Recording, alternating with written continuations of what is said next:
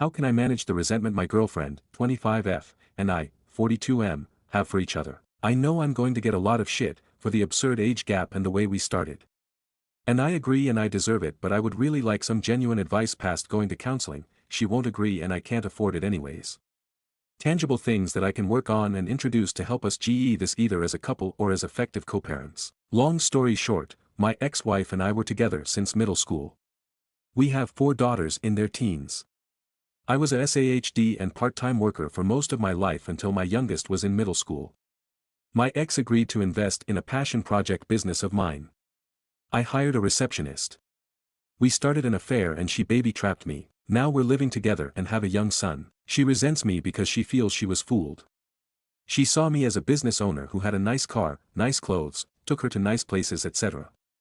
She thought I was rich, so she got pregnant on purpose, admitted it, not an assumption, hoping to use me to not work and sponsor her family from overseas. Well, actually my ex-wife and her family are the rich ones. None of our homes were in our names. We were renting from her parents and giving them a nominal fee with the expectation that these homes would be left to my ex and me after their death. This allowed my ex's salary, $150K, not huge in the high COL area, to stretch, and we lived a really good life.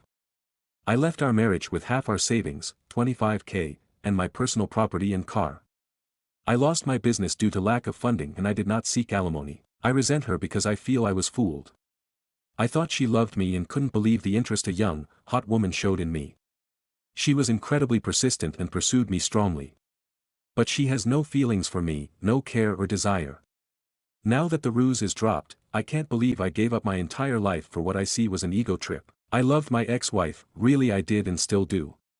But I had never been with another woman and any attempts to open our relationship were shot down. This was like a wet dream come true and I was weak. Now both me and my GF are in a place we didn't imagine. She's living in a shitty apartment with an old man and still has to work. I've lost my kids, the love of my life, my family, my lifestyle, my business, and it's all 100% my own fault. She stopped being intimate with me as soon as she found out I wasn't rich. We're still together on my end because I feel like I need to have something to show for this shit show of a situation. At least I got a son and a partner out of it. At least it wasn't for nothing. And also because I don't trust her with our son. She would never agree to give me full custody and she's not a good mother. I would be worried for his safety and the people she would have him around. I honestly don't know why she hasn't left me from her end. What can I do to improve this situation? I know logically it would be best to break up and co-parent, but I'm afraid for my son and I'm embarrassed for myself. Is there a way to salvage this situation? I'm thinking of just telling her we can have an open relationship. She can sleep with whoever she wants and go wherever she wants as long as she lives here, so I can have my son 100% of the time. I work from home. I don't know if that's the answer here though. Update 1. How can I, 42M, build my relationship back up with my kids, minor teens, FX4, after an affair? I had an affair, my ex-wife divorced me and my kids absolutely refused to speak to me. I was an incredibly involved dad. Most of their lives I worked 1 to 2 days a week and then stayed home with them the rest. I was closer to them than their mom and I'd like to think I've never disappointed them before this. I made a mistake. It's been over 2 years since it all came out and I haven't been able to make any headway. My eldest is hung up on the fact that I now have a young son. Every firstborn of each generation in my family has been a boy for a long time and she broke the streak. I honestly could not care less about that. I've always thought that pressure was stupid and I'm not a traditionally masculine guy that always wanted a boy. But she's so hurt that I have a son and is convinced that's all I've ever wanted and he's replaced her and my daughters. None of that is true. All of my girls said they don't consider themselves to have a brother and want nothing to do with him. All 4 of them feel betrayed and blame me for breaking up our family. I deserve the blame, it's my fault and I take responsibility.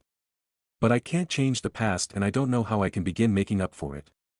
My ex has full custody of them but I'm supposed to have visitation 1 weekend a month. They're all in therapy and it was suggested to not enforce the visitation and respect their boundaries while they work through it.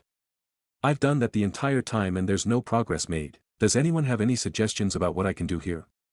My ex absolutely hates me but was always supportive of the girls staying in contact with me.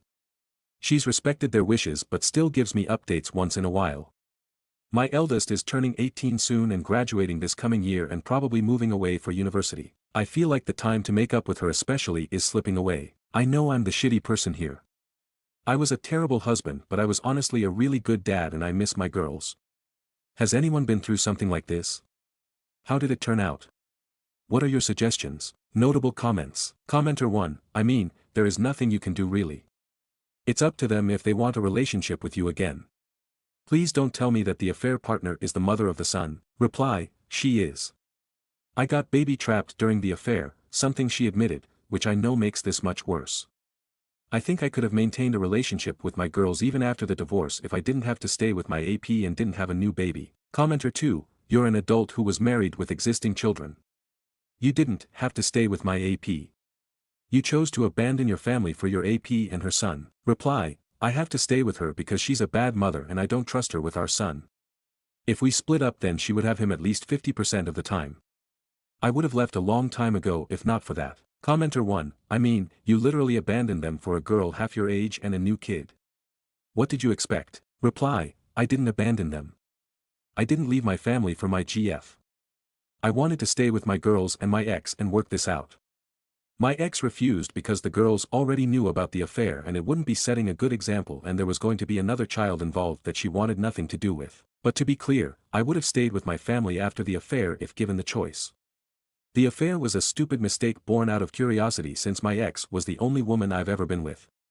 It was not something I was committed to or wanted to continue long term. Commenter 3, my fiancé and I have only ever been together and we check in all of the time to talk about curiosity. We've decided if we ever choose to explore, we're going to a sex worker because there won't be feelings involved and it'll be just sex. Did you ever have honest conversations like that with your ex? Why didn't you talk it out before having an affair? Did you just plan on not getting caught? Edit, I just read your previous post and holy wow.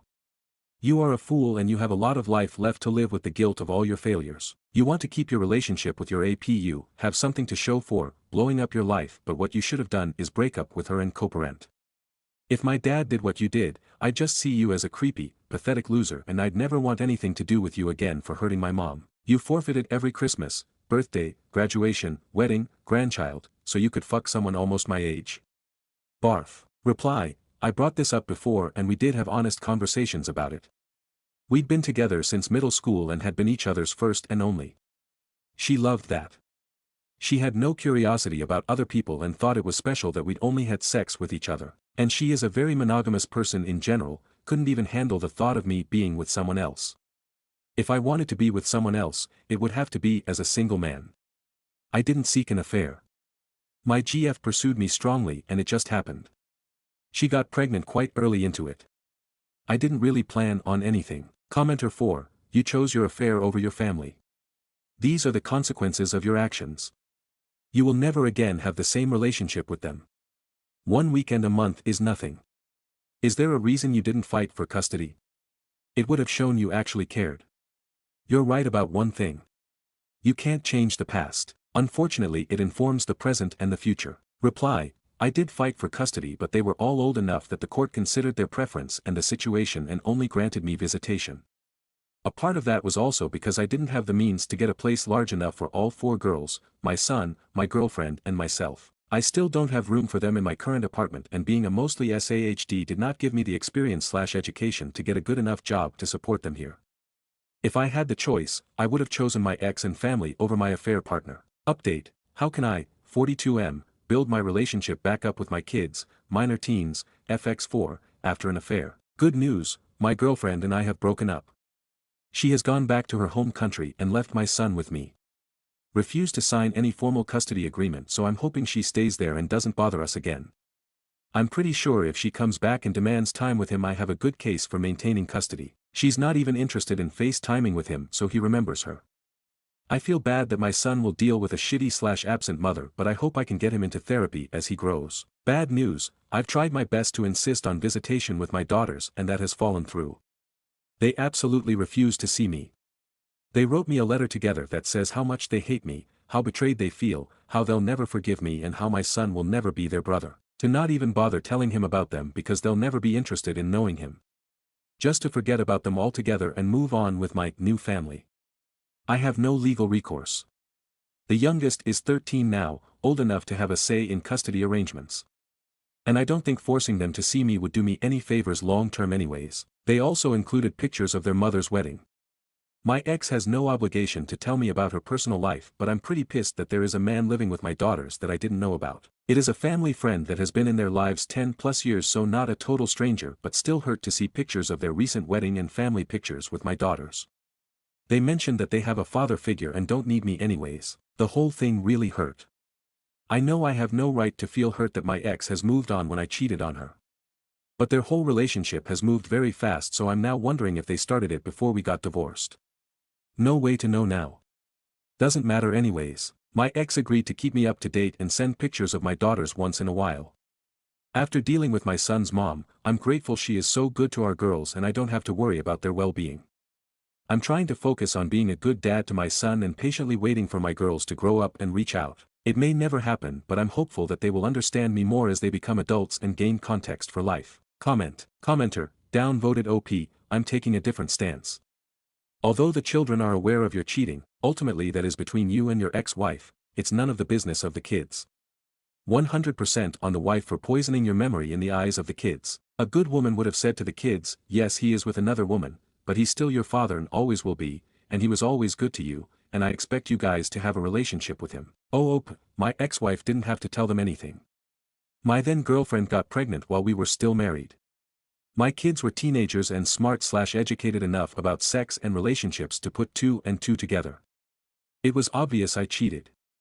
I decided honesty was best and explained the whole situation. My ex was supportive of them having a relationship with me but did not force them. I didn't want to force them either. Final update, how do I, 42M, build back my relationship with my daughters, 13-19F. I have been away for several years. Most of you have heard my story, I won't bore you with any of the details. I deleted my old account because I was too embarrassed to ever come back to it. I took the advice I was given. I left my daughters alone and have not heard from them since, which is understandable. I did finally get myself in therapy and realized what a gross piece of shit I was to the 5 most important people in the world to me at the time. In the end, I came to the conclusion that I needed to accept the fact that they were simply gone. 7 months after their final contact, I wrote my ex-wife an email saying that I did not want any further updates on their lives and that I would never contact any of them again. She agreed and stopped sending me emails shortly afterwards. It was painful for a long while, and I thought I'd just punish myself forever. I agree with the general conclusion of the commenters that I was/am a narcissist, and in retrospect I probably had no business being a father. I began to read books more often in an effort to gain perspective, in between taking care of my son and doing the best I could to make sure I appreciated how horrible I was and probably still am. 5 months ago one of the regulars at my place of business took an interest in me and asked me for my number. I was pretty wary for obvious reasons, but I agreed. Knowing how prone I am to being an utter cunt to everyone I care about, I was pretty upfront with her that I had cheated on my ex-wife and had no contact with my former family. I figured that would kill her interest, but surprisingly not. She did end up interrogating me pretty harshly over it, which I let her do because I definitely needed to be dressed down over it by someone besides my therapist. So now she and her 7-year-old daughter, she was widowed 3 years ago, are with me in their house with my son and we seem to be tentatively forming a new family. I am very paranoid about something going wrong, so whenever I'm not working I always go straight to their place or mine and ask her to come over. I like to think I have learned my lesson, but many said to me cheaters usually relapse. I have had zero desire to do so, but can a person truly change like that? I hope so. I will not cheat on her, I know it. But my past haunts me when I think about it. If my son ever asks me how things came to be I'll tell him the truth when he's old enough to understand. We may not be a family by blood, but the 4 of us are a family. And I will always be there for both of my kids. One thing that bothers me is how detached I feel from my previous family. I can honestly say I don't love any of my former daughters anymore and they obviously don't love me. And that's fine. I feel completely at peace with it. My son, his new sibling, and his new mother are my second chance, and I have embraced it. But what does that say about me? I spent 16 years with them and in less than 3 I have been able to completely emotionally detach from them. I have made it a point not to use social media so they can't see my new life, and my girlfriend shares my disdain for it. But aside from that our existences do not affect one another anymore, they have a new father and role model, and I have a new family. It is done. That is all I have to say, Reddit. Now feel free to tell me to fuck off, since I deserve it. Notable comments. If he doesn't love his daughters, why would I? What I did was so unforgivable that it eradicated any love that once existed between us. There's no point attempting to bring that back. Do you expect me to self-flagellate for the rest of my life? My former daughters asked me to forget about them and move on, and I did. I learned a lot of hard lessons, but none of those lessons ended with the conclusion, reach out to them. They have a father and are better off without me, and I'm happy without them. I'm not turning into a monk because of my past sins, mate. I learned from them and moved on with my new family, which is what my former daughters asked me to do. Why would I love them? They hate me, disown me, and asked me to forget about them and move on. Some actions are unforgivable and cannot ever be made up. They don't need me and I don't need them, they're doing just fine with their new dad. I don't resent them for feeling the way they do. They're right to hate me and never forgive me. In return, I feel justified in forgetting they exist and moving on with my life. I admit we might be going fast, but things feel right. We make each other happy and our kids love each other, which is rare for siblings with their age gap. I have no desire to cheat on her and screw up what I made for myself. I did love them. But I took them and my ex-wife for granted and threw them away so I could fuck someone younger than my ex-wife. After doing something so horrible to them, they were right to hate me and stop loving me. And I think it was right for me to forget about them and move on, as per their explicit and very clearly stated request. They disown me and hate me so much they wish I was dead. Why would I continue to care about them? They're not my daughters anymore. Again, I feel that my betrayal of them was so complete and so absolute that it destroyed any love that once existed between us. They do not want me as their father and I have, as someone said in my other posts, nothing to offer them. They have a dad and don't need me. Parental love can die if the parent does something so vile and unforgivable that his children stop loving him forever. They are done with me, and they don't care about me, nah. I'd sooner cut my own dick off than stick it in someone besides my GF. Cheating repulses me now that I've seen the consequences of it. I tried to show I cared about them by fighting for custody and visitation, and that only made them angry. They have a father and it's not me anymore. You are seriously overestimating how much they care about my opinion. When my ex-wife kicked me out, they burned all of our old family photos in the fire pit and celebrated when they did. I am dead to them and have been since the moment they found out I was going to have a son. Their stepfather loves them and cares about them, they don't need that from me. I discussed this with my therapist.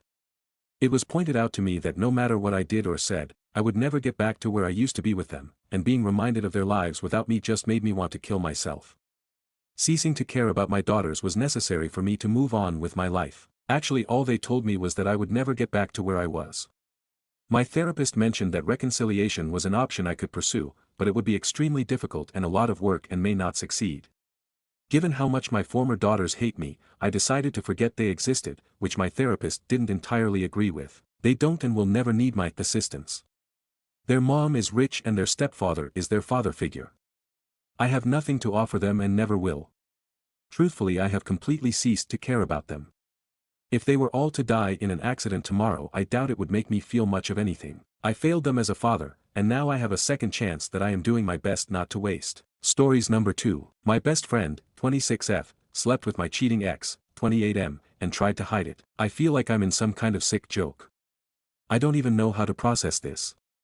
The two people I trusted the most completely betrayed me, and one of them is standing here acting like I should be happy for her. Let me back up. My ex and I broke up a year ago after I found out he had been cheating on me for months, and not just with one girl. He had a whole rotation. When I finally dumped his lying ass, I was shattered, but at least I had my best friend, Emily, fake name. She was furious at him, called him a narcissistic asshole, swore she'd never even look in his direction again.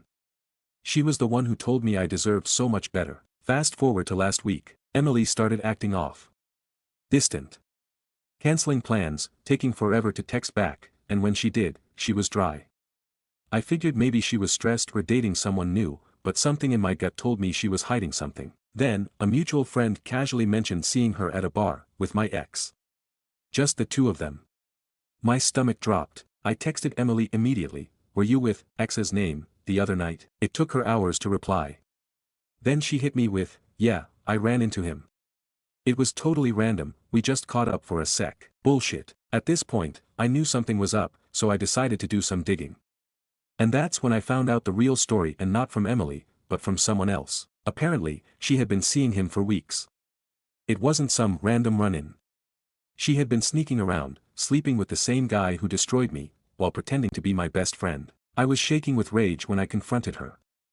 I didn't even give her time to weasel her way out of it. I just looked her in the eye and said, "How long have you been fucking my ex?" Her face went pale. At first, she tried the fake innocence act. "What are you talking about?" So I told her everything I knew. She opened and closed her mouth like a fish, then finally sighed and said, "I was going to tell you." "Oh. You were going to tell me? Like when? After the honeymoon phase? After you got engaged? Or maybe when you needed a bridesmaid?" Then she hit me with, "I know this is going to sound crazy, but he's really changed." I almost laughed. Changed? The same guy who lied to my face every day for months. The same guy who swore he was faithful while texting other girls in my bed. That guy changed. I asked her if she actually gave a damn about me. About how she held me while I cried over him. About how she ranted about how disgusting he was, how she swore she'd never forgive him either. And you know what she said? "I do, but people make mistakes." At that point, I couldn't even look at her. I walked out. And now, she's blowing up my phone. Apologizing. Saying she never meant to hurt me, that she didn't plan for this to happen, that love is complicated. No. Lust is complicated. Betrayal is complicated. This is just disgusting. I don't think I can ever look at her the same way again, but we've been friends since we were in preschool. This hurts so much I don't know how I can go on or if I can even forgive her. How do I get the picture of them out of my mind? Stories number 3. AITA for how I handled my son's girlfriend spending the night. I have 2 children, Donna, 21F, and Austin, 19M. Both live at home but also stay on campus at their respective colleges. Austin has a girlfriend, Bridget, whom he's been dating for nearly a year. Early in their relationship, Bridget stayed over once while Donna was at school. With Donna's blessing, Bridget slept in Donna's room, and Austin stayed in his own. They chose to sleep separately, and there was no drama. This winter break, both kids were home. Toward the end of break, Bridget returned from out of state but couldn't move back into her dorm yet. Austin asked if she could stay with us for a few days. I agreed but mentioned we'd need to figure out sleeping arrangements since we don't have a guest room, just mine and my husband's room, Austin's, and Donna's. Austin said he and Bridget now share a bed, but his twin bed would be a tight fit. Donna has a full-sized bed, so I suggested Donna and Austin switch rooms temporarily. Donna could use Austin's bed, and Austin and Bridget would stay in hers. I assured Donna I'd change the bedding afterward, but she was visibly upset and asked why Austin couldn't just sleep on the couch. I told her it was only for a few days, and since Austin wanted to share a bed with Bridget, this arrangement made sense. When Bridget arrived, everything seemed fine at first. That night, Bridget went to bed early, and Donna pulled Austin aside in the kitchen. I couldn't hear the start of their conversation, but Austin suddenly started yelling, "Shut up. Why would you say that?" before storming into the living room. He loudly announced he'd never invite Bridget back if everything's such a problem. When I asked what happened, Austin explained that Donna asked him not to have sex with Bridget in her bed. He claimed he had no intention of doing that and accused Donna of being weird and trying to cause trouble. Donna said she had purposely tried to talk to Austin quietly to avoid a scene and hadn't said anything to Bridget. She also said it wasn't unreasonable to ask, given she knew Austin and Bridget were sexually active. I told Donna she didn't need to make such a big deal since I'd already promised to wash the sheets. Donna became upset and ended up staying with a friend for the rest of break. School has since resumed, but Donna is barely responding to my calls or texts. Austin told me Bridget overheard the argument and now feels uncomfortable being in our house or around Donna. My husband said Austin caused the scene by yelling and pointed out that Donna wasn't out of line for making her request. He also said I should never have let Bridget stay in the first place. Aita. Stories number 4. Destination wedding for husband's granddaughter. He won't do anything to get his passport. Been married to my second husband for 27 years. He has 2 kids who I really like and get along with. One daughter has 4 daughters who are a bit spoiled. I made sure to give the granddaughters nice presents for their graduation gifts and have always been the nice step-grandma who is pretty much ignored by the grandkids. My husband does zero work on any gift giving or travel arranging when we have attended any of their events. That's all left up to me. We attended the weddings of the first 2 granddaughters, both of which were about 3 hours away. I arranged the trip, bought and wrapped the gifts and bought cards. We attended the event and I was again the nice step-grandma who is pretty much ignored by the grandkids. About 4 months ago we received a save the date card, letting us know that the 3rd granddaughter will be getting married in another country, in mid-2025. I have a passport but husband does not.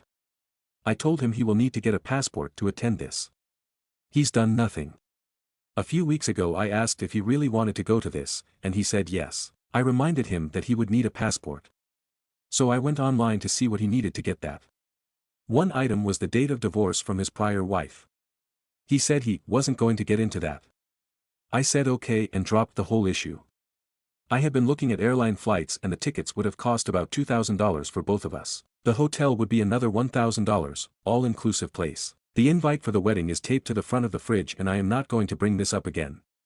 If he asks, I will let him know that if he actually gets off his butt and gets his passport I will make travel arrangements. Edit. I forgot to mention that the wedding is on a Wednesday, which means we would have to fly out Tuesday, and fly back Thursday. I cannot believe she chose Wednesday for her wedding day. Update. Hey, thanks everyone for all the interesting comments. As you can tell, there's more going on than just the wedding. I will be sure to post an update when he completely fails to do anything to go to the wedding, and therefore we don't go. Sum of comments. Commenter. Also what the laws are where you are lol, but you have seen proof he's divorced right? Because fine, I have no idea what date my divorce went through, but I do have the printed out paperwork in my drawer, and I just look it up. This is some bizarre avoidance lol and it would give me the willies ngl. Reply. I know for a fact the divorce went through and I saw the paperwork years ago. I'm pretty sure it was final in 1996. But I don't know the date. It was odd that he said it that way. More on the divorce/proof, lots of commenters were fixated on that, and the passport work. I'm an attorney. I tried looking them up online but records that old, from 1996, aren't usually available online. More than likely it is stored on microfiche at the district court where this was entered. This will require a trip to the courthouse, filling out forms to request the old documents, etc., etc. Not difficult, but detailed and time-consuming. I'm just so tired of doing all this detailed time-intensive bullshit for him all the time. I'm tired of spending my time on something I don't even want to spend money on or go to. I'm going to do nothing, say nothing and let the date come and go. However, I will now probably go look for the records just to make sure the divorce decree was entered. The kids. His kids are actually from wife 1 who passed away before I met any of them. His divorce was from wife 2. But I don't understand why he will put no effort into finding the divorce date or working on the passport other than pure laziness. To another commenter. Actually, the kids hated wife 2. Yes, he's lazy. His kids and their spouses are very nice to me. I had a stepmother also, and am very careful not to try to beat mom to them. I hated it when my stepmom did this. I just want to be nice, friendly, and not get in their business. Isn't that what a stepmother should do? Same for the grandkids. Why they're still married. But that's a much longer post for those of you in your late 60s, long married, you understand that marriage to a flawed person is still better than being lonely. At least most of the time. Weighing the pros and cons, he still comes up on the pro side. To another commenter. Yes, I do feel alone a great deal of the time. Being alone has never been a problem for me, but I still feel like being married to him. One more commenter. Haha. Yeah, I have a backbone but I also have a huge heart for my husband. I have no problem telling others to F off, and I've always been tough. I think this is the turning point where I am totally done making any arrangements to make things easier on him. Commenter. No reason why OP can't go, she has her passport. If it was me, I would go by myself and tell everyone exactly why I was unaccompanied. Reply. Oh the hell no. I'm definitely not going solo for a step-granddaughter who probably won't even acknowledge me. Commenter. If you continually feel ignored by them, stop giving. It honestly sounds like a huge expense to attend for someone who treats you that way. Reply. Yeah, I'm done. Now that I think about it, none of them ever reach out to me. When we go to visit his family they are always nice, but they have never independently reached out to me one time in all the time we have been married. Commenter. Maybe they don't like your husband. He sounds kind of awful. Sorry. Reply. Hayes, this is Reddit. I come here for the truth, not to have people be soft on me. Mini update in comments. Regarding her doing the work and also whether or not they will RSVP. Actually, one person commented about the RSVP and that we would have to advise them whether we were coming or not. Realizing that I had previously RSVP'd, so I have now changed my position and will be contacting his daughter to advise her of the issue. That comment is buried somewhere in response to another comment. Yesterday was truly full of example after example of me having to do everything in this relationship, carrying 100% of the mental load and I was just done. But today is a new day and I am going to be a better human. Some more clarification. Commenter. I'm wondering what the appeal was here. He's lazy and can't be bothered to do fuck all regarding his own kids and grandkids. It sounds like he using weaponized incompetence to get you to do everything. Why would a smart, accomplished professional woman put up with his bullshit for 27 years? He can't possibly be that good in bed. Reply, because it wasn't always this lopsided. After his cancer diagnosis in 2018, then chemo, stem cell transplant, resulting neuropathy and depression, he became more dependent. He's somewhat better now, but we both fell into the me doing everything pattern. For the last few years I've been trying to break that, especially with tasks that are not physical, require mental effort. Commenter, wow, that's a lot of left out information. Reply, yes. For the last year or so I have been trying to get the workload more balanced, especially with just mental tasks. It's so difficult once one partner has basically shouldered the whole load. I'm starting to think that even though he said he wanted to go the wedding, that inside, he really doesn't. Therefore he's going to use the passport excuse for why we won't go. Fine by me. Update post. To all of you who commented before, thanks. This is the update and I know I'm setting myself up to get knocked about, but this is Reddit after all. I saw the divorce decree from his prior wife, so he is indeed divorced and he and I are legally married. Since that post, I have told him he needs to engage in the cleaning and taking care of things around the house. He is now responsible for one bathroom and I'm responsible for the other. He actually pointed out a cleaning method to me and I said, great, do whatever you like. He has been frustrated by the new order around here and continues to do as little as possible. I have tried to remain cheerful and positive. His daughter called to confirm we are coming. He said, of course, and later asked me, we are going, right? I said when you get your passport I will make the reservations. He looked dumbstruck. I told him the application has been sitting, right where I told him, and he denied ever hearing me say that. He started working on the application, then asked me if he had a birth certificate. I told him, I assume so, because you were born. He asked where it was and I told him I have no idea, figure it out. He was getting frustrated. I went and fetched it from the files, and angrily told him here it is and you can take care of this from now on. Yes, I spoke angrily. Yes, I slammed it down on the table. He flipped out and threw a plastic bottle of salad dressing into the kitchen and it broke and splattered all over the cabinets. Like the mature adults we are, the rest of the day was spent in silence. I went into my office, and he was again glued to the damn political news on the TV, just like he has been for years. He eventually cleaned up the mess in the kitchen. I refused to cook for him, will not do any of his laundry. I had just changed the sheets on the bed and I bet they are there this time next year. I have taken up residence in the extra bedroom and my office, which are on one side of the house. I'm not sure what will come of this, but I wish the divorce from his prior wife had never been finalized. I would now be free. Financially, we are kind of stuck together but I will work toward getting unstuck. Some comments. Commenter, update me about if he gets it together in time to get his passport. I think someone mentioned in your previous post something about maybe telling the bride that he hasn't gotten his passport. If you're on decent terms with her, you might want to mention it to her anyway. If you don't tell her now and he doesn't get to go, he's going to tell her that you never told him, just like he denied you saying you told him before. If nothing else, her getting on him might jumpstart him more than anything you do. Other than that though, I wouldn't do anything. Good luck. Enjoy your trip with or without him. Reply, the bride has been informed of the situation, because his daughter texted me later and I filled her in about the actual obstacle. She and I are on great terms, love her, and I told her no matter what happens, I will get the bride a beautiful gift. Editor's note, to prevent confusion, remember it is the granddaughter getting married, not the daughter. OOP is close to the daughter, who is the bride's mom. Commenter, by the sound of it he never learned to do shit at home. Ask him if he wants to learn before he is on his own. It might not save your marriage. But you would safe a live even if it's the next woman after you. Reply, ha ha. He's beyond saving, and if some lady wants to pick him up later, she's on her own. I raised my child to be responsible and to be a partner in marriage, it worked. Commenter, seems you married a man-child. I hope he decides to grow up, but the chances are slim. Reply, I did. Not sure what the future holds. Thankfully I have learned not to let it distress me too terribly. I have my friends and my work, source of good income. Commenter, nothing sexier than a man who throws a salad dressing bottle when asked to complete a grown-up task. Reply, yeah. To his credit, he wasn't aiming at me. I admit I have thrown things in anger and frustration before. At least it was the ranch dressing, which I don't eat anyway. Commenter, congrats on your being very organized and thorough with this unfortunate debacle. Am I correct in classifying MAGA rage to him? Reply, he's on the other side. He's been massively depressed since the election lol.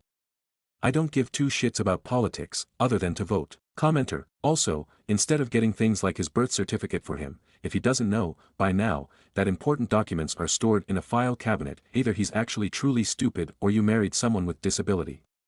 And the way to find out is to ask him, so, after living with me for 20 years, is it because you're mentally deficient that you don't know where important documents are, or are you just stupid? I mean, you're not gonna solve any problems that way, but it sure as hell is gonna feel good and get the point across. Reply, oh, mentally I say a lot of stuff that would only serve to escalate the problem.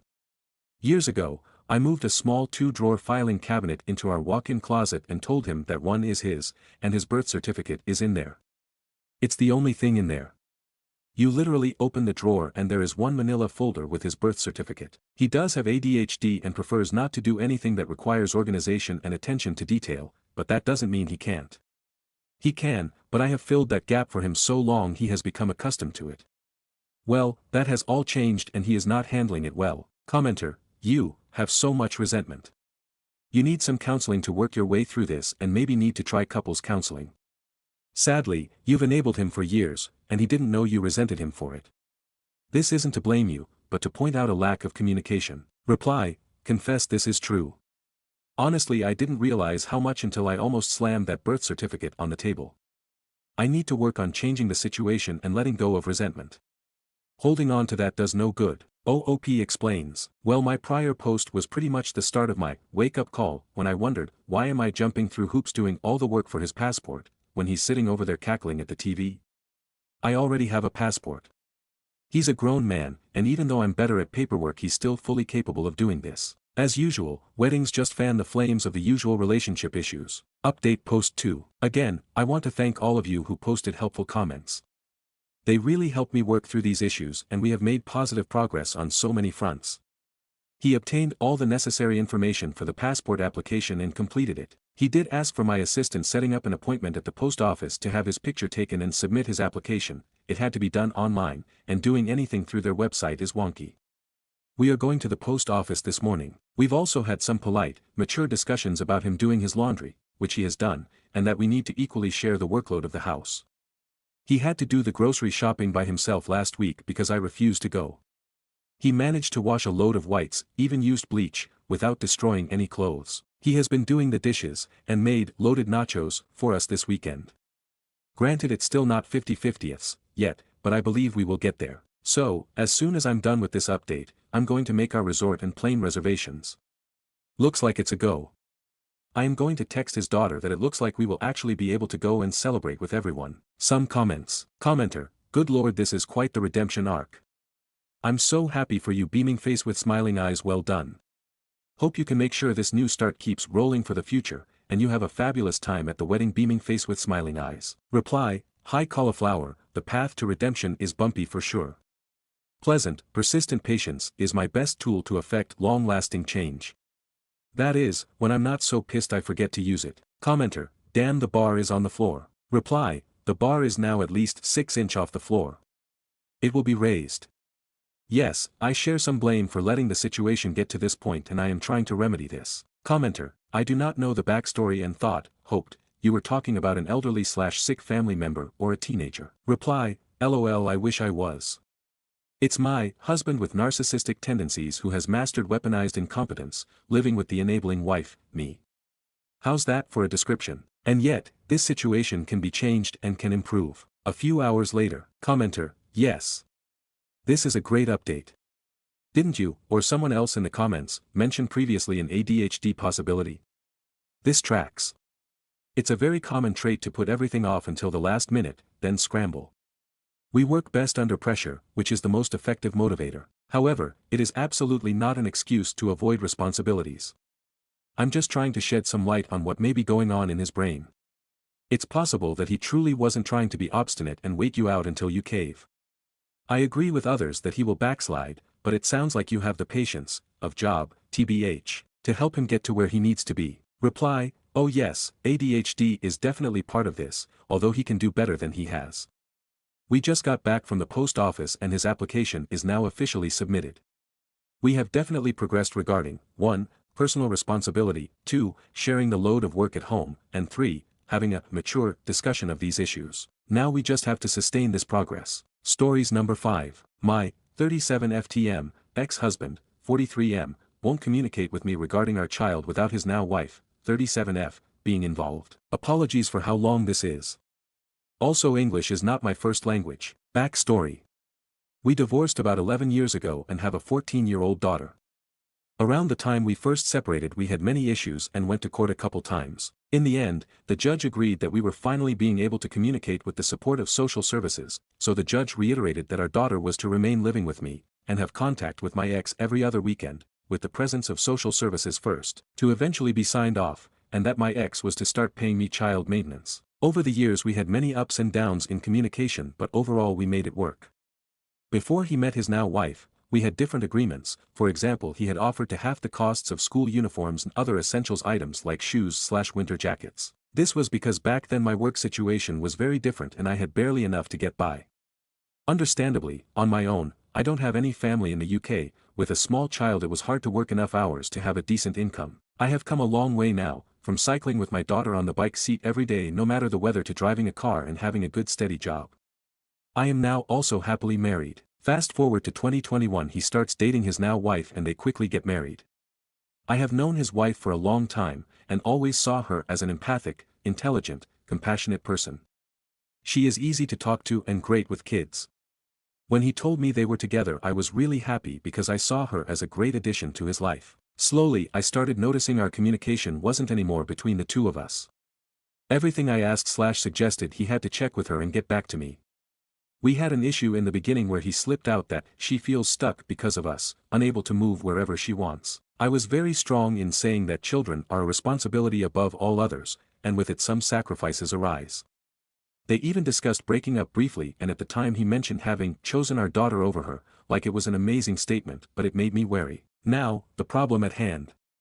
They have recently moved about 7 hours away from us, used to live 1.5 hours away. He presented this to me as something temporary, even stating repeatedly that it would be for 6 months, so they could save money. He wrote me a big message explaining everything and asking for my understanding. He works from home, and she quit her job for this move. Basically the house they lived in didn't renew the rental contract, so they had to move out. I responded in a supportive manner, expressing concern about how this was making them feel, having to do such a big move with short notice, and said we would make it work. He said he wouldn't be able to see our daughter every other weekend like he always has for these 6 months and suggested that instead he would have her for longer periods during school breaks. I agreed because I could not see another way around it. This agreement started in October, we are now at the end of January, so the other day I asked if I could call him to touch base on what's the plan after the 6 months period. When I first texted him, all I said was, "Could I call you at some point soon?" and he responded saying he was free, but I said I needed to wait for my lunch break at 1 p.m. He expressed he was nervous and that it basically made him anxious. Within the same minute he texted this, I responded saying, "Oh, I'm sorry, it's nothing serious and nothing to worry about at all, this is important information for later on." I call him at 1 p.m. and express first that our daughter has been experiencing low moods and seems to be struggling with her emotions. Over the years he has brought up numerous times that if she was to ever need therapy that he would help out with the costs. So I mentioned that I'm worried and want her to have support and asked if he's still up to share the costs. To which he says yes, and I move on to ask what are their plans, if they plan on moving near us. I explain I worry about our daughter's emotions and how she has expressed she struggles to adapt to being with them when the breaks are very long. He responds with genuine concern and seems very understanding, says he wants to move closer but has to discuss with his wife. I also mention that it feels unfair that basically me and my wife have all the day-to-day care duties and making sure our daughter is taken care of, whilst they get to just do stuff with her once every few months in a setting where it's fun and free. He seemed to understand and see my point. We hang up and I'm left with the impression it was taken seriously and he would get back to me. Well, on Monday I received a response from him via text and I immediately knew it was written by his wife, because she always spells my name wrong. He is fluent in my language so he wouldn't make this mistake. Also, the message is painfully formal, basically the way one would send an email at work. The message basically starts stating that no more phone calls are to happen going forward because apparently they raise his blood pressure too much and it's not healthy for him. To clarify, this is probably the first time I called him in the last 2 years or more. The message continues to formally explain that their contributions towards therapy for our daughter is to be taken from the child maintenance paid to me, and if I don't want to do that, to look for free counseling via the medical system. Problem is, child therapy is about £100 a week, which is way more than what he pays in child maintenance. After reading the message, I really fought myself to not fall into a dark place, which has many times been my response when dealing with him. My main issue is that he agreed to everything over the phone and was very supportive, and then I received this message that doesn't relate at all to how the conversation went. Furthermore, the response had no mention regarding their plans after the 6 months are done. On the call, I said our daughter will be grown soon, and he and his wife can live anywhere in the world, even the moon if they want, but whilst she's young and needs us, we should make an effort to be around. I must add that the area they moved to is where his wife's family lives. The saving money reasoning doesn't make sense because I know their rent now is exactly the same as ours, so they could literally live on our road, but are choosing not to. It feels like she really didn't like that I had this conversation with him over the phone, whilst she's abroad, so not present to eavesdrop, and wants to make sure I message so she can see word by word what I say. In the past I've had relationships with people who went as far as wanting to message him on my behalf, and that was a massive red flag, which he knows because he felt uncomfortable. It is insane that he's gone around to allow this now. I looked it up on Google and apparently this is not legal, for his wife to try to be involved in the arrangements related to our daughter. I'm not sure what to do. My two instincts are to just be done with them and just make my own arrangements for my child's counseling and not include him in this issue again, or to just put my foot down and let him know I'm not going to be talking through his wife, that the conversations are between us as it's our child. Tell me Reddit, what would you do in my shoes? Stories number 6. AITA for snapping at my husband for being forcefully nice. My husband is a nice guy, but sometimes he doesn't listen to me, and that really triggers me if he does it frequently enough. For example, he will ask if I want some oranges, I'll say no thank you, then he'll peel some oranges for me and offer me some, and then I'll say no thank you, and he leaves the bowl of oranges there. But imagine this happens for multiple scenarios daily. 95% of our fights is because he does not listen to me, and thinks he knows better and keeps insisting and imposing his ideas on me. Today, I was holding our baby daughter, 2 months, and eating. He told me to eat first and he will hold our daughter. I told him, I'm fine, it's finger food and I got it. I told him to eat first and then rear the toddler/baby after. Well, he insisted I should eat first and told me to give him the baby. I told him again, no, I'm okay, I can hold the baby. He then came over and grabbed the baby and repeatedly said, eat. Eat first. I'll eat after. I told him explicitly, no, let go. No, I'm fine. No, don't take her. You aren't listening to me and this will lead to a fight, this is disrespectful, please stop, while maintaining my hold on our baby. He kept grabbing the baby from my arms and I finally let go because I didn't want to make our baby feel uncomfortable or worse hurt her, like God forbid we drop her while both trying to grab her. I was so pissed off he would not listen to me again and went as far as starting a tug-of-war with our baby. He says he's always trying to just be nice and I end up snapping at him. It's also important to know what we value the most in relationship is different. He values feeling like he's cared for and loved. I value being respected. I told him by not listening to me repeatedly, multiple times a week, he's disrespecting me, so now I feel crazy. I know he's trying to be nice, but I end up a fight about how he doesn't listen to me at least twice a month. Edit, no, I don't think this is abusive because it's a learned behavior. He does this with his mom, and vice versa. And after his mom gives in, she laughs and says, my son is so filial. Apparently they enjoy this. FML. This behavior has exponentially gotten worse since his mom moved in, which is a totally different issue. Stories number 7. AITA for ending a friendship because she got married without telling me. AITA for ending a friendship because of a secret marriage. I, mid-20s, found out last summer that my best friend got married, after she moved to Canada. We had been friends for over 10 years, stuck with each other through the worst times, and always tried to hold space for one another without judgment. We often talked about our future relationships, marriages, and dreams. I was really worried about her moving away and asked her about her plans in Canada. She reassured me that everything was figured out and even told me she had no plans to date or marry anytime soon, she just wanted to focus on her child. She's a single mom and has a lot of pressure from her family to marry due to cultural expectations. Then, I found out through others, and a YouTube video, that she had actually gotten married the same week she arrived in Canada. At first, I was devastated and in complete shock. It felt like she had deliberately excluded me from one of the biggest moments in her life, something we had always dreamed about together. Just a week before her wedding, she was still telling me to let her plan my bachelorette party one day and to tell her as soon as I get a boyfriend. It was a gut punch. I kept wondering, did I even matter to her? I went through months of confusion, hurt, and questioning our entire friendship. Eventually, I decided to talk to her, not because I thought we could repair things, but because I was so desperate for answers that I was willing to believe anything she said. And honestly, the conversation helped me find closure. I don't know if she told me the full truth or just what I needed to hear, but I've decided I don't want to dig any deeper. I told her that she doesn't owe me an explanation, and I stand by that.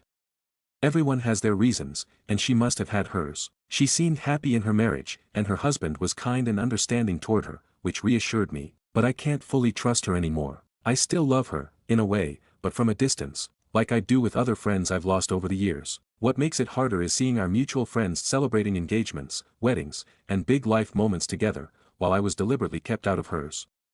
It stings. Even though I've started to make peace with it, there's a sadness I can't quite shake. So, AITA for deciding to walk away. *edit. This is what she told me in our conversation. She told me that she regretted not telling me before and that she missed me at her wedding. She also told me she had a few reasons for marrying this guy which she cannot explain to me. All she said was, that there was a burden from her past and now it is gone taken care of. Update: after reading a few comments I started to worry for my friend and reached out. I asked her directly if her marriage was arranged or if she was forced to marry. I also asked her if she is safe. She told me that she is safe. Her marriage was not arranged. She wanted a new start in her life, which is why she married her now, husband and moved away. She knew it was a sudden move and didn't want anyone talking her out of it, which is why she did not tell her friends. Especially because she wasn't sure if that was going the right decision. Stories number 8. I'm 28M, starting to fall for my 24F wife and am unsure how to proceed. This is all a very complicated and sad situation. About 4 years ago my wife and partner of 8 years passed away due to complications after the birth, very rare, of our second son. I was deployed at the time, and completely devastated.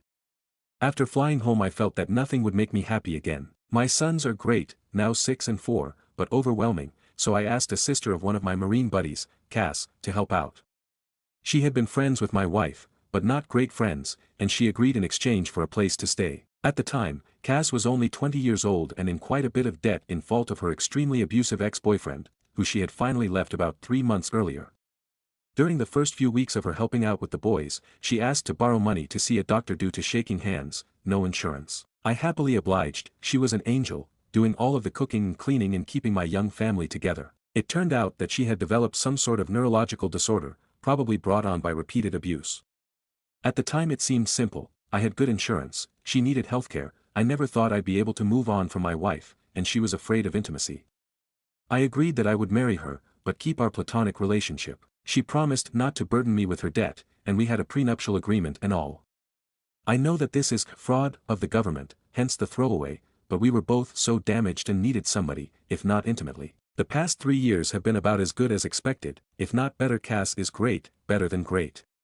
She keeps the house spotless, had food ready every night when I get home, and has been working overnights as a baker and almost has her debt paid off. Her condition has improved greatly, also, due to the great medical care she was able to receive. With the boys, she is a saint. She tells them about their mother, shows them pictures, takes the places for fun, and even taught them how to read. Of course the 6-year-old just finished kindergarten, but my 4-year-old is going to be the smartest kid in his class next year. Sometimes the 4-year-old calls her mommy, but she shoos him and reminds him that name is Cass, and that mommy is the angel whose picture is above the fireplace.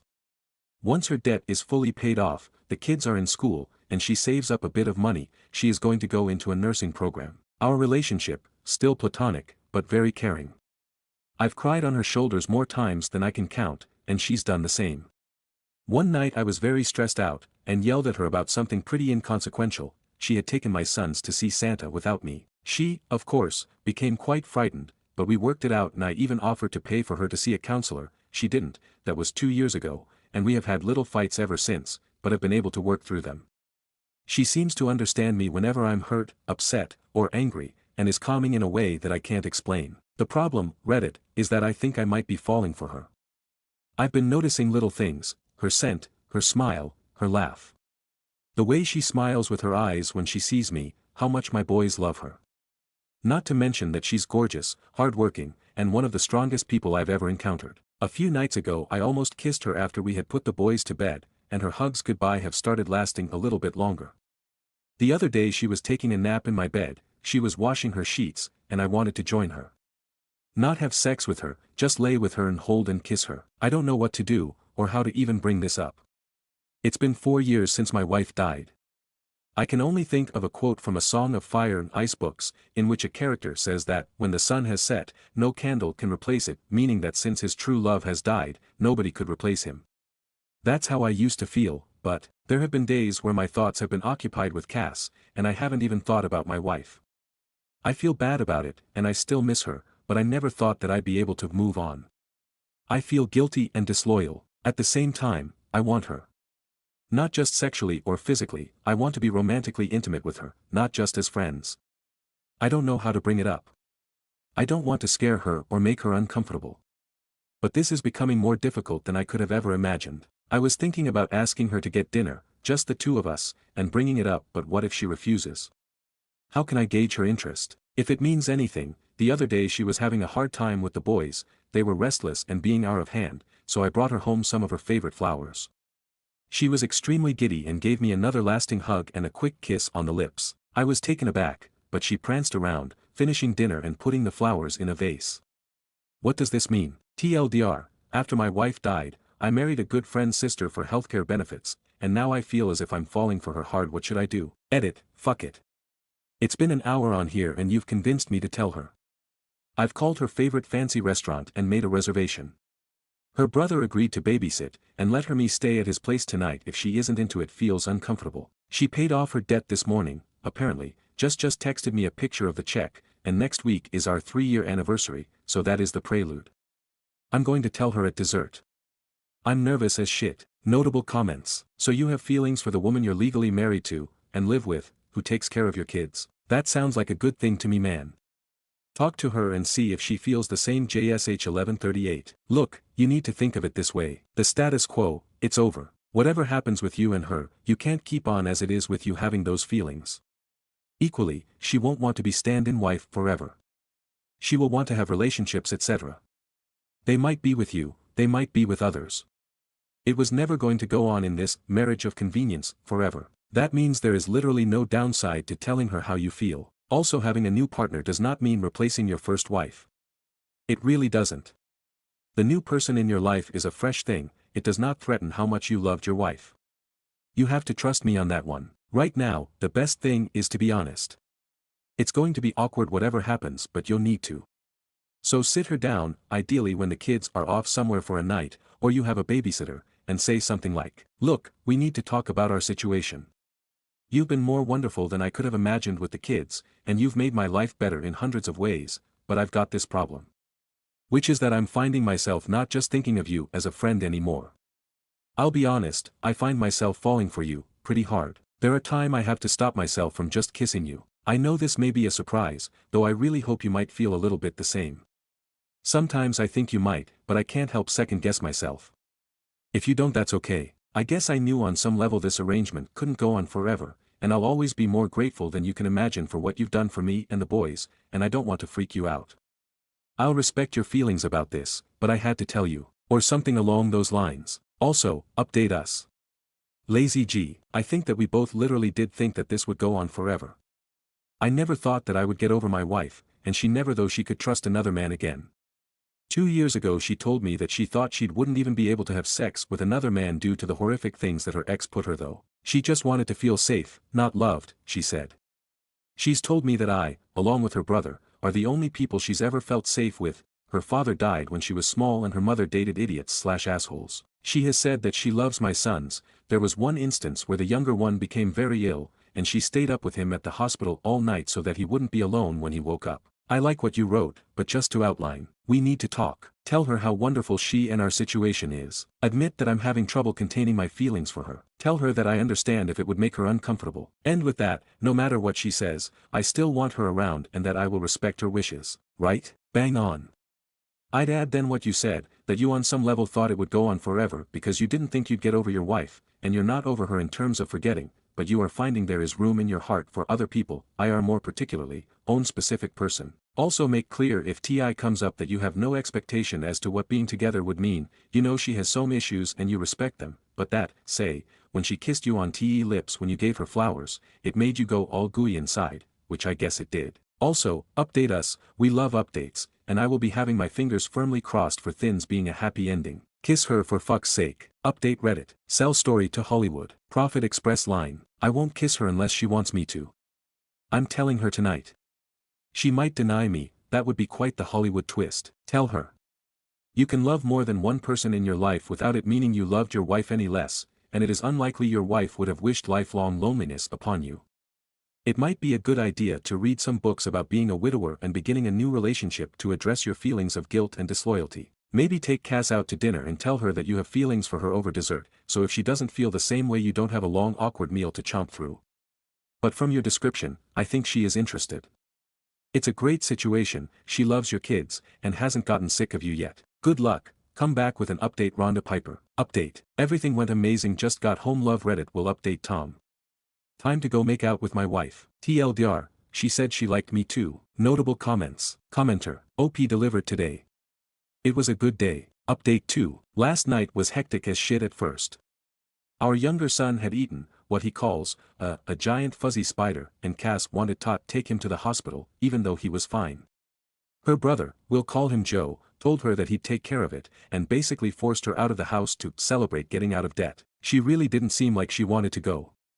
At all. I became fucking nervous. So we got to the restaurant pretty early, but luckily they had a table. She ordered wine, which was odd, because she hasn't drank much since she broke up with her ex, but I figured it was a time to celebrate.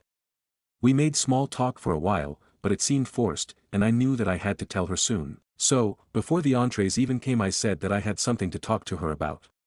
She didn't smile and told me that she knew. Joe told her, and my goddamn heart almost stopped. That fucker. I hurriedly told her that I was so sorry, I didn't want her to find out that way, I wanted to tell her myself. She shook her head, frowned, and said that it was okay, she just wanted me to be happy and that I deserved it. I told her that I didn't want to stress her out or make her uncomfortable, but I just needed to tell her, and see how she felt, and that it was completely up to her.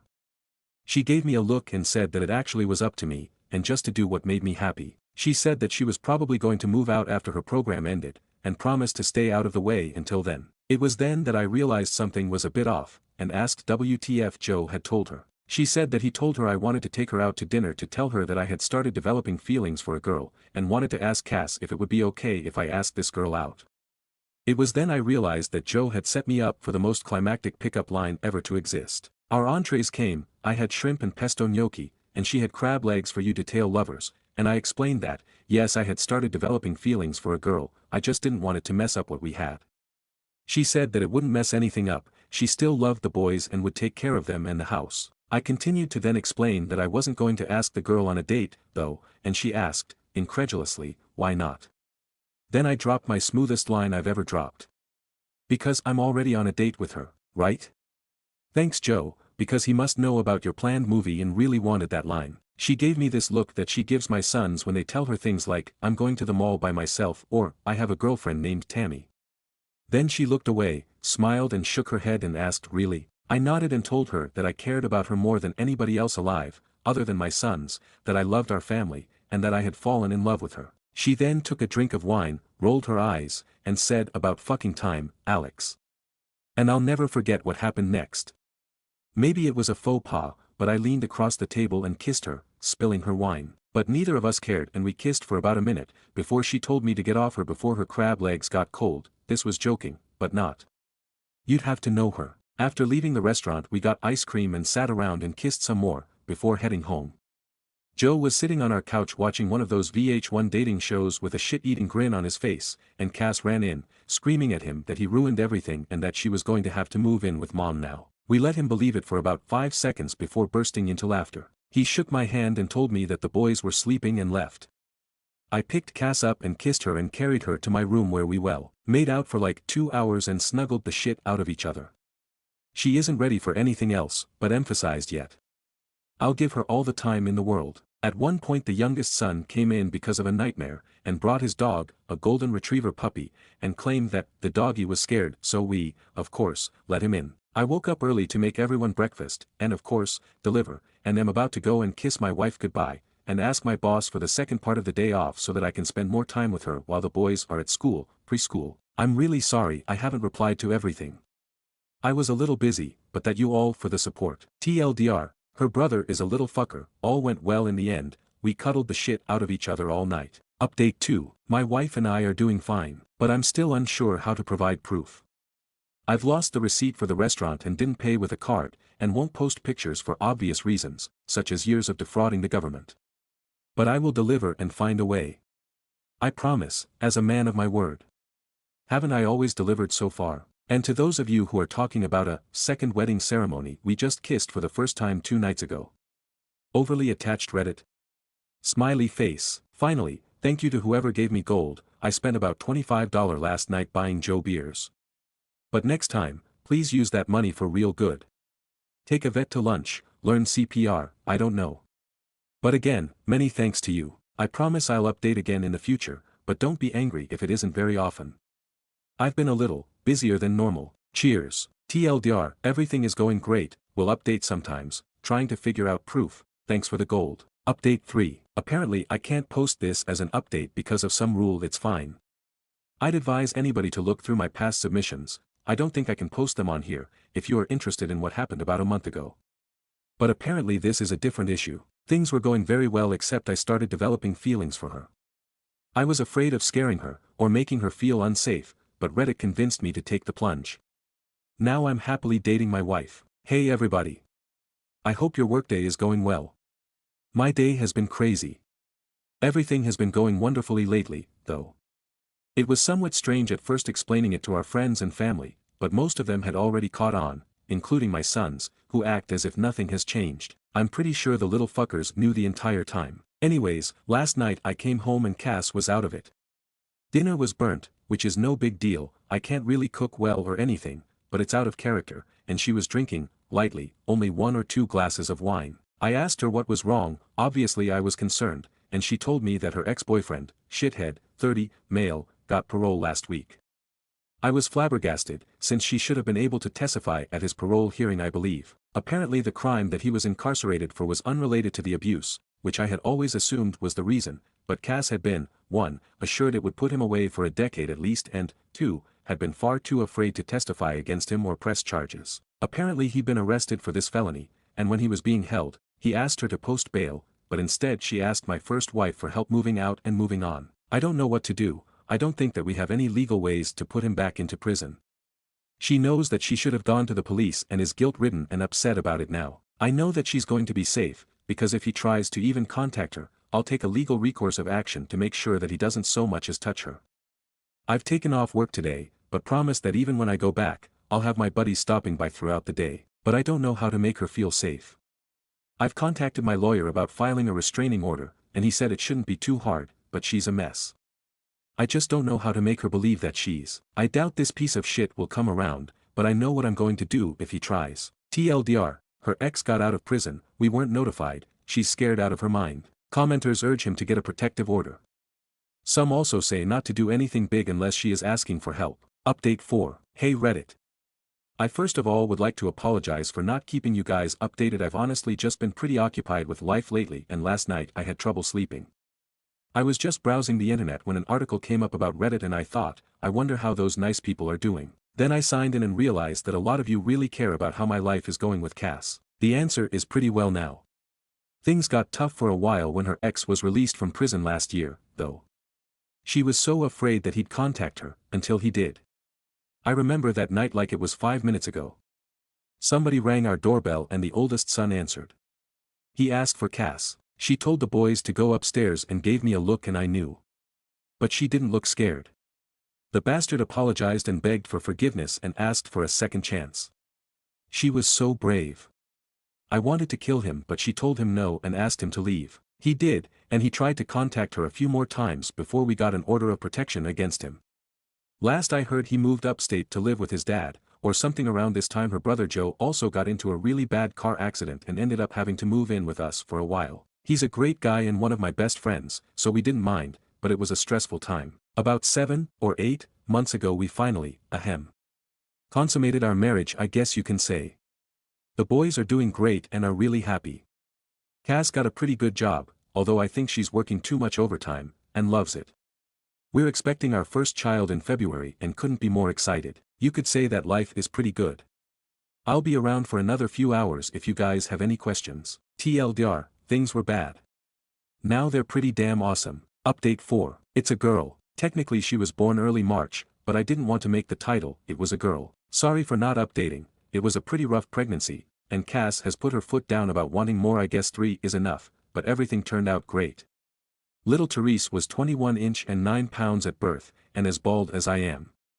She's way easier than the boys were, she hardly ever cries and is the most photogenic baby ever. Our youngest son is completely smitten, and always tries to help. It's less cute than you think. Joe is also doing okay.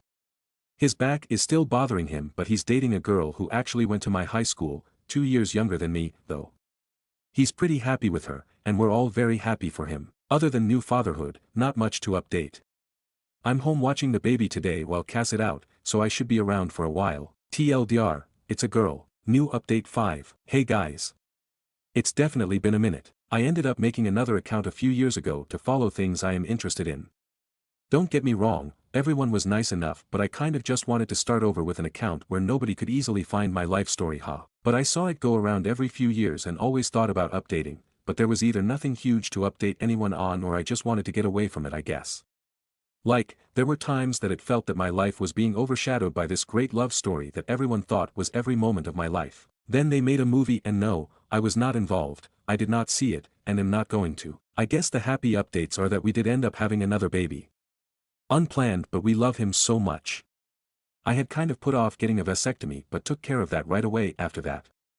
Cass finished school and has a great job that she's moved up in quite a lot actually. I got out of the military and have been working a civilian job. The dog passed 3 years ago but they got another puppy a few months ago. Older boys are doing great in high school and in sports, they both made varsity their freshman year and are so kind. Our younger two are also great, happy and healthy. I got a new job around COVID and love it. Her condition continued to improve and is now completely managed with therapy and medication. Bad updates. I can start with the worst one, which is that Cass' brother and my friend passed 4 years ago. He got into some trouble about a decade ago and never really got himself back together. We were both devastated.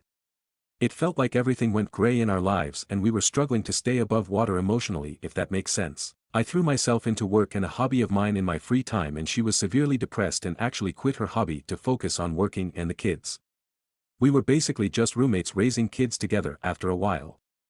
I don't know. Hindsight is 20/20 and I think we just didn't think about the other much because we were too focused on ourselves. I asked for a separation about 7 months ago and moved out. She was devastated and didn't agree with it at first, but eventually accepted it. I didn't cheat on her, but I definitely saw how other marriages with our friends were and how she barely asked me about my day or hobbies or anything anymore. Everything we talked about was bills, kids, adult stuff. Not the fun things we had previously done even with kids. I was talking more to friends about things like my feelings and hobbies than I was to her. One of them was a woman, but it was just talking, nothing physical. Even in retrospect I don't think it even got to an emotional affair, but I also know I was more excited to talk to this woman at one point than Cass. I know all marriages have mountains and valleys, but it felt like this valley was never going to end. I reasoned that we had a great almost 15 years and nobody could ever take that away from us, but we deserve to be happy.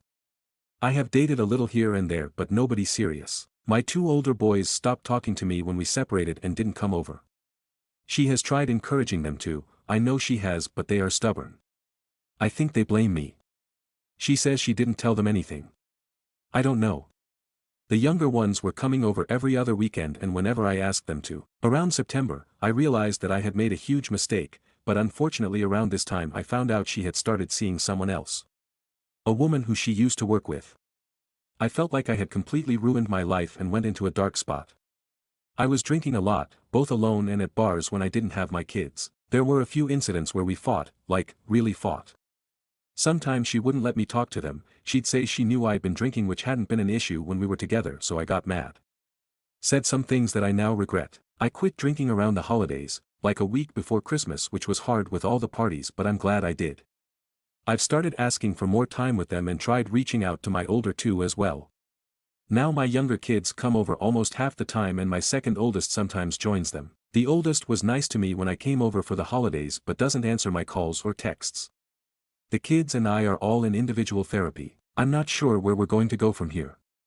I asked her if she wanted me to take the kids for Valentine's Day, but she said she didn't have plans. She had ended things with her girlfriend a few weeks ago.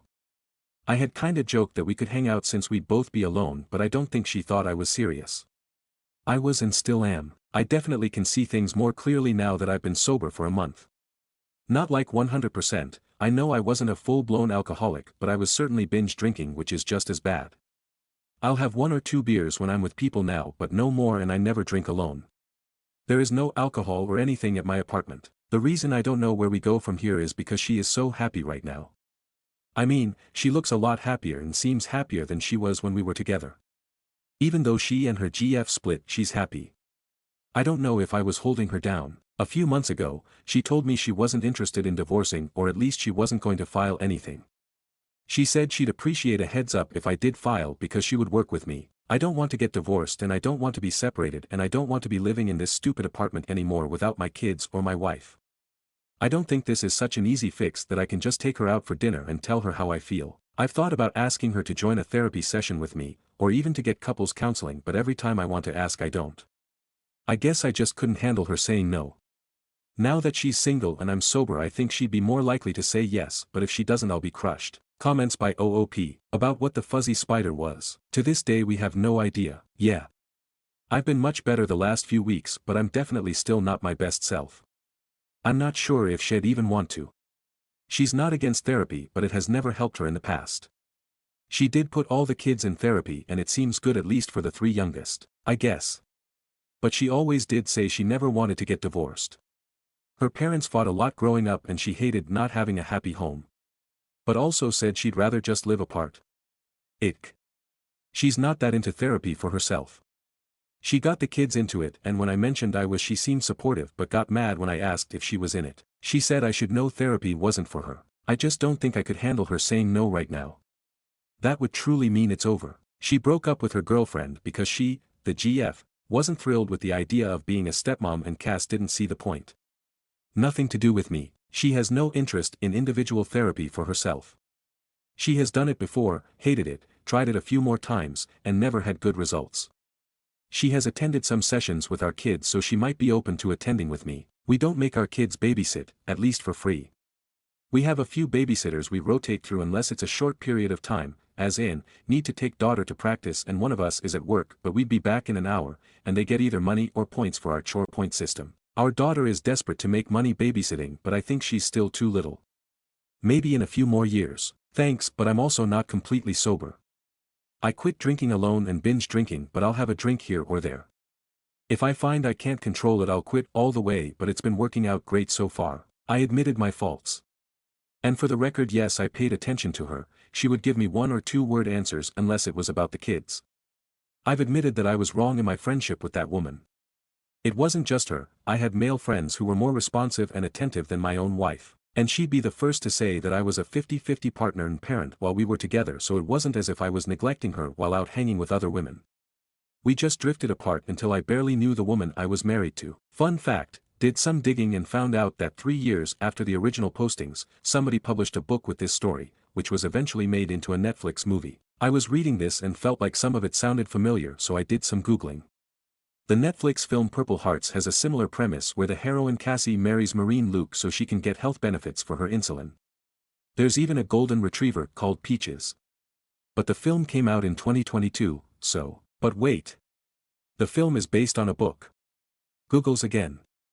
And the book came out in 2017 and the last update was 3 years earlier, 2014, so I can breathe a big sigh of relief. My cynicism is on a forced holiday because with the way things are going right now I need to believe in something good. Maybe OOP's story really did inspire someone. Stories number 9. AITA for suing my brother over a family heirloom he gave to his fiancée. I come from a family where heirlooms mean a lot. Our grandmother left us an antique diamond necklace that's been passed down for generations to the first daughter in the family. Since I'm the only daughter of this generation, it was supposed to come to me. My brother claimed grandma told him in private that it should go to him instead because he's the most responsible. I didn't want to cause drama, so I let it go, even though it felt unfair. Last week, I saw on social media that my brother gave the necklace to his fiancée as an engagement gift.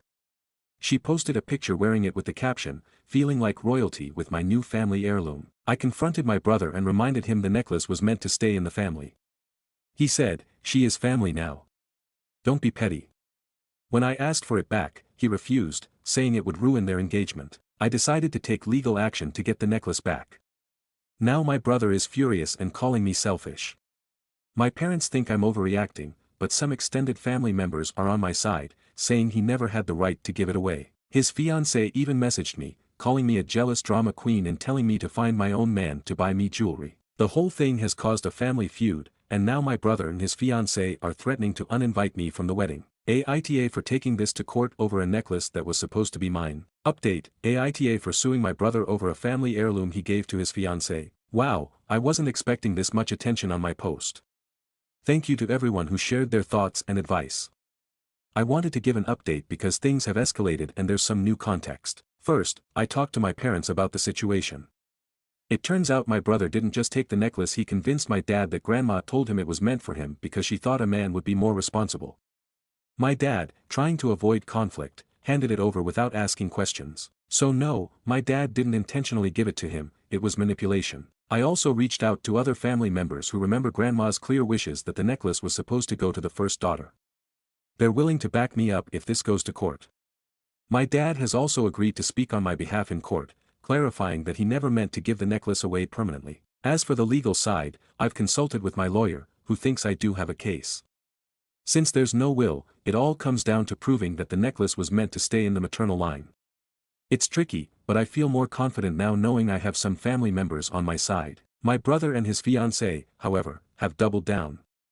They've accused me of being jealous, and his fiancée posted another passive-aggressive picture on social media wearing the necklace, captioning it, "Some things just find their rightful home." It's honestly infuriating. At this point, I'm committed to fighting for the necklace, even if it causes more tension in the family. I'll keep you updated if there are any major developments. Update 2, AITA for suing my brother over a family heirloom he gave to his fiancée. Hi everyone, here's the latest update. My court date is set for the 27th and I've been doing everything I can to prepare. Honestly, this whole process has been so overwhelming emotionally, mentally, and financially. I never expected that standing up for what's right would come with such a heavy price. I've had to dip into my savings to cover legal fees, which has been stressful, but I can't back down now. The good news is my dad has agreed to testify on my behalf. He's been reflecting on everything and realizes now that my brother manipulated him by claiming that grandma wanted him to have the necklace. My aunt is also supporting me and has shared specific moments where grandma talked about how the necklace was supposed to go to me. Having them both on my side is giving me hope. Meanwhile, my brother and his fiancée are making things even messier. She actually brought the necklace to a family dinner recently wearing it like a trophy. She didn't say anything directly, but the way she was flaunting it felt like a calculated move to provoke me. My mom told me to just let it go after that incident, but how can I when it's so clear they're doing this to spite me? I don't know, sometimes it feels like my mom is supporting my brother. She's been really quiet about all of this. The emotional toll of this fight has been huge, but I'm trying to stay strong. This isn't just about the necklace, it's about honoring my grandmother's wishes and standing up for myself in a family that has always prioritized my brother over me. Thank you to everyone who's been supporting me here. Your encouragement has been such a lifeline during this difficult time. I'll update you all after the court date on the 27th. Update 3, AITA for suing my brother over a family heirloom he gave to his fiancée. Sorry for the late update, things have been exhausting, and I honestly needed some time to process everything. So, we had our first court date on the 27th, and I won't lie, it was way more stressful than I expected. My dad testified on my behalf, making it clear that my brother manipulated him into handing over the necklace. My aunt also backed me up, sharing how my grandma always intended for it to be mine. My brother, of course, tried to twist things in his favor, acting like he was just following some private wish from grandma, but there's literally no proof of that. Right now, we're still waiting on the next steps. The case isn't fully settled yet, and my brother is pushing back hard, probably hoping I'll just give up. His fiancée sat there acting all emotional, like she's the one being wronged in this situation. Meanwhile, my mom has barely said anything, which honestly hurts more than I thought it would. This whole process has been draining, emotionally and financially. Legal fees keep piling up, and I never thought I'd have to spend this much money just to fight for something that was supposed to be mine in the first place. It's frustrating, but I've come too far to quit now. I really appreciate everyone who's been supportive through this. It helps more than you know. I'll update again once there's more news. Stories number 10. Wibta if I take my kids to the airport to catch my cheating wife. My wife is away visiting a friend and I recently learned she's with her man Stress, who I caught last month when there was a bank account transaction that wasn't for the kids or myself. The item was obviously for someone specifically outside of the family and it was another man. She said she'd cut things off and that it wasn't anything special. After reading an email that exposes that he's there with her, I'm contemplating parking and picking her up inside with our 2 kids to catch her coming into the terminal with said man stress rather than picking her up curbside. The kids wouldn't recognize him, but I want to show that I'm well aware of her couple's retreat. No confrontation would occur, especially given that it's an airport. Edit. Kids are 7 and 4 and can't wait to pick up mom at the airport. I don't know if I could convince them to stay with our neighbor, babysitter. They wouldn't recognize him, unless they kiss goodbye. He's a coworker that hasn't ever been seen by the kids. Update, if I can convince the kids to stay home, they'll stay with our neighbor. We're both Utah transplants so no family is around. Or I'll stay home with the kids and have her manstress bring her home. I don't need photo evidence since Utah is a no-fault state and I already have written proof in emails and text chains. Stories number 11. A terrible mistake I know I will never be able to make up for. I, 28M, was with my ex, 25F, for 6 years and 50 weeks before I got into a blackout and assaulted her. I have no idea what happened or how it came to be. Last thing I remember we were getting home from the bar and flopped in bed. Next thing I know we're in the living room, she's hitting me in the face asking if I know what I've done, telling me we're done. And then I lose memory again and the cops are inside my living room and I'm being arrested. As a part of my arrest I wasn't allowed to contact her or go back to our apartment. Even after court dropped my charges and conditions she has continued to not contact me, and I haven't reached out because I don't want to cause her any more pain than I already have. We had just booked an anniversary trip in a couple weeks from then. I don't know what brought me to that point. I remember being upset at the bar because what I had interpreted was flirting with someone we had already had multiple conversation about avoiding him. But that's no reason for me to do what I did. I walked into an AA meeting the day after I got out of jail and have been going to one every day since. I got a sponsor. I started doing therapy every week. And it kills me knowing I fucked up so bad and hurt the person I thought I was going to spend the rest of my life with. I've always struggled with thoughts if suicide and it seems like this has been the best reason as an atonement for the damage done. I don't deserve to get to participate in society. I am the scummiest of scum that shouldn't be breathing. Quitting booze and drugs has been so easy in comparison to going the past 3.5 months without talking to someone I considered my best friend and woke up next to, went to sleep with and talked to every day for 7 years. I don't know if I'll be able to live with myself. An edit, based on photos I've seen physical harm was done. I don't know why the case didn't go through. I'm well aware I should be in jail instead of whining on Reddit about my bullshit. I've lost all friends, and ended up in a terrible husbanding situation. This post wasn't meant to garner sympathy for my shit life that I want to end. Another edit, I don't understand why people keep assuming I sad her. If I did I would have said so. The term assault was used multiple times. Not once specified as a sex crime. I was put in jail, bailed out before court. Say what you will about the blackout excuse. I'm just going to assume you've never had a control issue. This post has nothing to do with pity or looking for sympathy. This subreddit is a place to throw shit into the void. I get it, it's the internet. Everyone has their opinions and have the right to express whatever they want. Thanks to everyone for the kind words. Thanks to everyone for the not so kind words. I needed to hear it all. To everyone thinking she did some nefarious bullshit. It's just not the case. This is someone I truly cared about and don't believe is capable of being hurtful. I fucked up and will be sorry every day of my life for as long as that is. Stories number 12. Men are now removing political stance from their dating profiles. Not all men, just the conservatives. A few short weeks ago, almost every single dating profile I came across had a visible, liberal, moderate, conservative on it. Funny little thing I thought I'd share is that I have not seen one single profile of a man within the past week whose political views are currently visible outside of those who listed themselves liberal. What happened? Not many matches with women after your profile basically told us you were voting against women's reproductive health and rights. Editing to add, I use Hinge BTW. When I noticed this was actually a thing men were doing and not just my algorithm finally getting its act together, LOL, I spent the next few days taking a closer look at new profiles and even went back into the established matches I had already made. I'm not joking, there is a noticeable shift between men now omitting a lot more from their clearly defined profiles they either once had or have the option to disclose versus men who are listing things on theirs and more like pronouns, vaccination status, etc. The difference between these two types of men is loud because one is actively trying to hide who he truly is for obvious reasons while the other is doing what he can to show himself with transparency and then some as much as possible on these apps. Second edit, I wanted to post this more as a PSA about a rapid trend with online dating post-election. Men not even so much as listing their political affiliation anymore when they all pretty much had it on their profiles up until very recently should be a massive red flag for women, especially now. Swipe left. Stories number 13. I, 43M, found a used condom in the bin that my wife, 43F, and I have in our bedroom.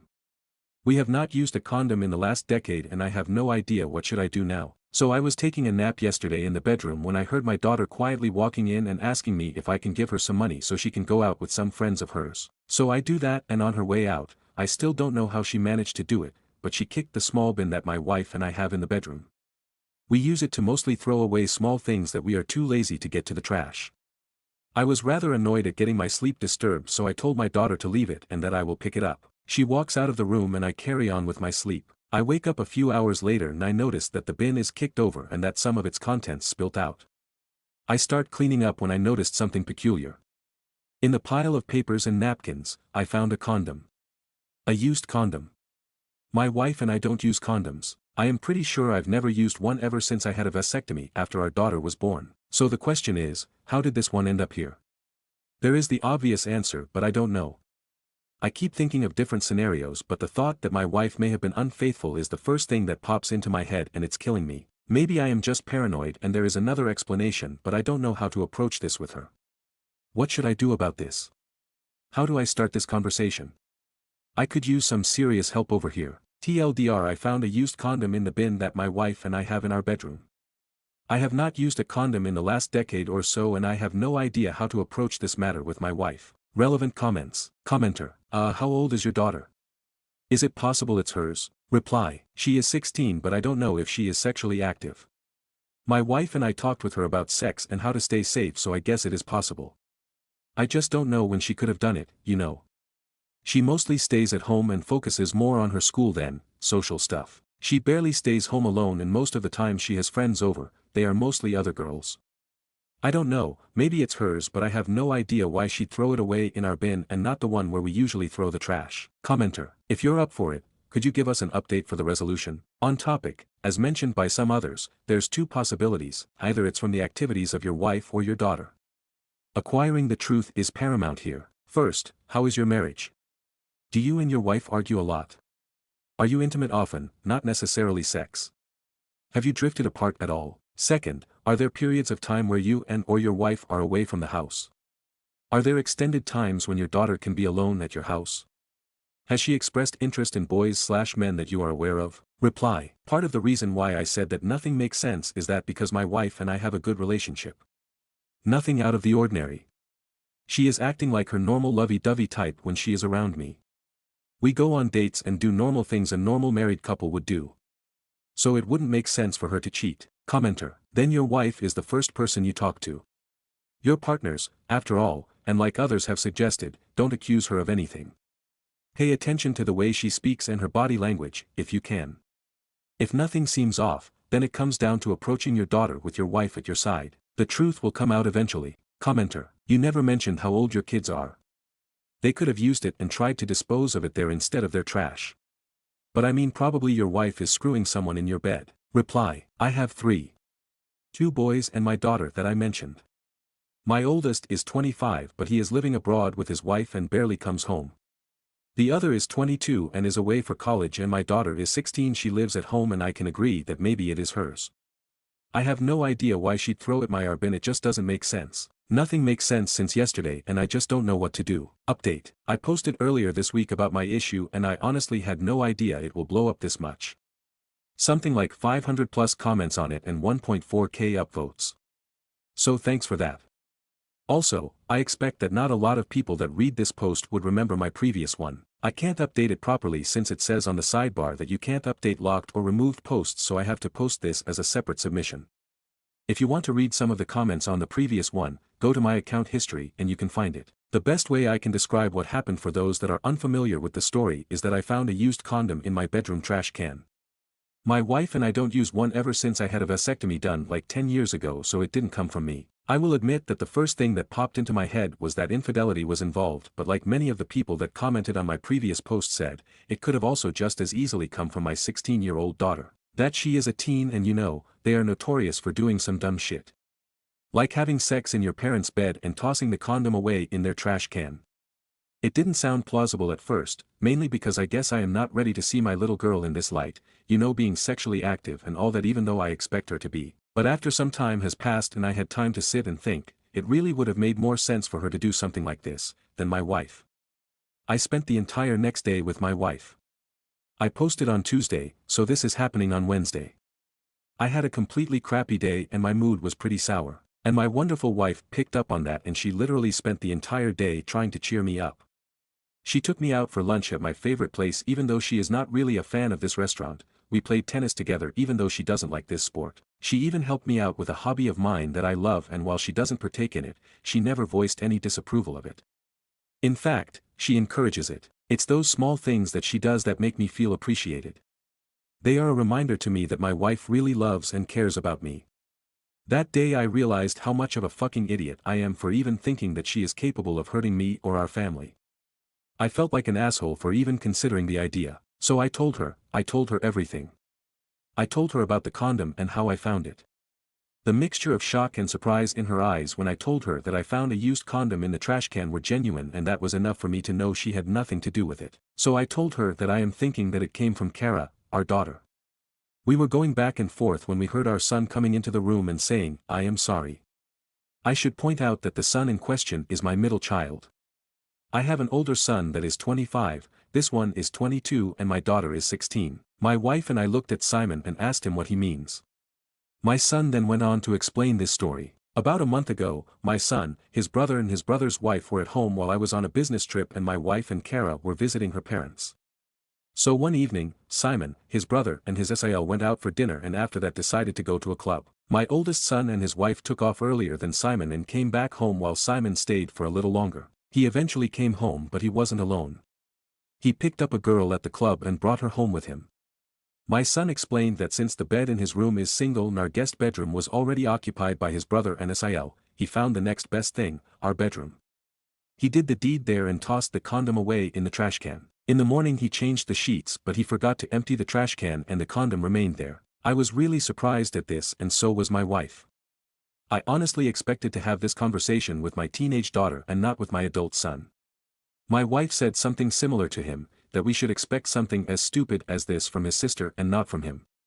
But in the end, we hashed things out and I am glad we found the culprit. So my post finishes here. I want to say thank you to everyone that commented and got involved in my previous post. Your words really did help me and I am very grateful for your help.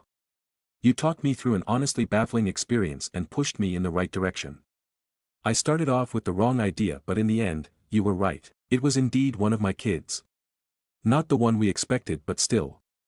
Thanks for everything guys and have great day/night. Take care, smiley face. TLDR, I found the culprit. It wasn't my wife and it wasn't my daughter but it was my son.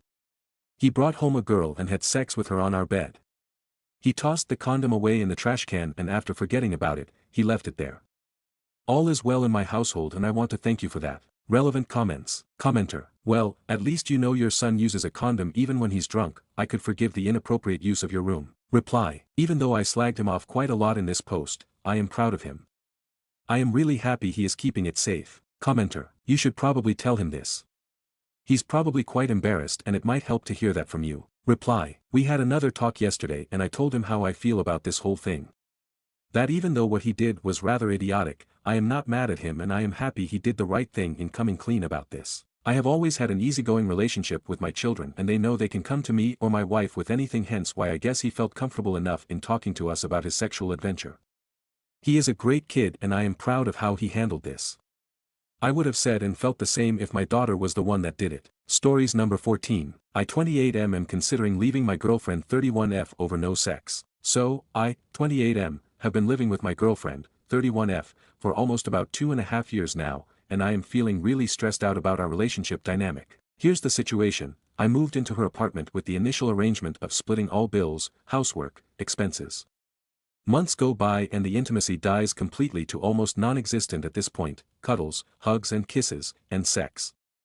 As time goes on, I feel like I'm doing everything for my partner and I'm still not having my needs met. We both work full-time jobs, I have a pretty chill work schedule, some days I'm at work for 4 hours, some days 9 hours, while she works 8+ hours every day.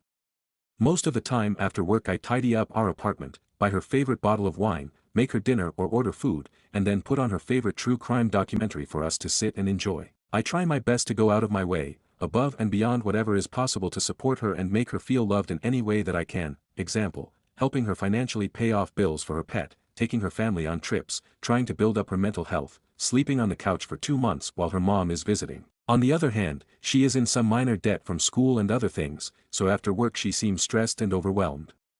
I don't ask her for much, I just want to be there for her, and in return, I just want to have a genuine connection with her. For the past few months I have been feeling like my needs have been extremely neglected in this. We have not had sex in over 4 months and it's not okay with me.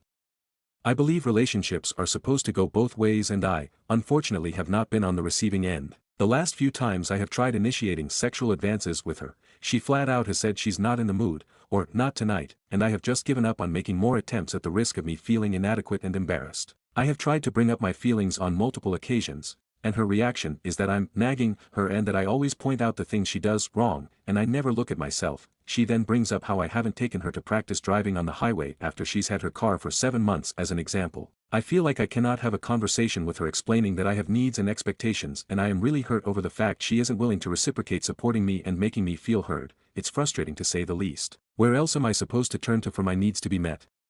What else can I do beyond communicating my feelings with her? How long do I have to keep on putting up with this relationship dynamic? We don't have money for couples therapy.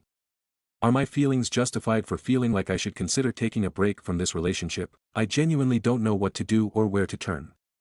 I love this woman to death, but I also cannot keep living my life like this. Stories number 15. I respect the "I'll figure it out" mentality that men show. My grandpa, my dad, my BF. They're all those type of men, not that showing emotion and giving up is weak. But I respect it because I've given up myself and I know how hard it is to keep going. My grandpa came to the States with very little money from Italy, he had to raise 3 kids and he worked day in and day and never complained. We were one of the victims of the 2008 financial crisis, and this time I actually remember clear as day my dad telling us at the dinner table, "Don't worry guys, we'll get through this, I'll figure it out." My BF dropped out of college because he couldn't do it and he hated it, and when I asked him his plan he said, "I'll figure it out babe." And they all did. I respect it so much because I know how difficult these things can be to handle because there is no clear path here, you have to figure out everything on your own. Stories number 16. 29M reconnected with my 29F high school love after 13 years. Now she blames me for not marrying her sooner. I, 29M, reconnected with my high school girlfriend, 29F, after 13 years, and now she's blaming me for not marrying her sooner. I feel like I've tried to be thoughtful about our relationship, but she's unhappy, and I'm starting to doubt myself. I need some perspective on whether I handle things poorly or if this is an unfair situation. Our history. We were high school sweethearts in South Africa, dating from 14 to 16. At 16, I had to move to the UK to reunite with my mother, whom I hadn't seen since I was 5. It was incredibly difficult to leave my girlfriend behind, but I had to go. We tried to make a long-distance relationship work, but in 2016, my dad passed away, and her mum was really ill. We both had too much going on, and we gradually stopped talking. We didn't officially break up, we just drifted apart.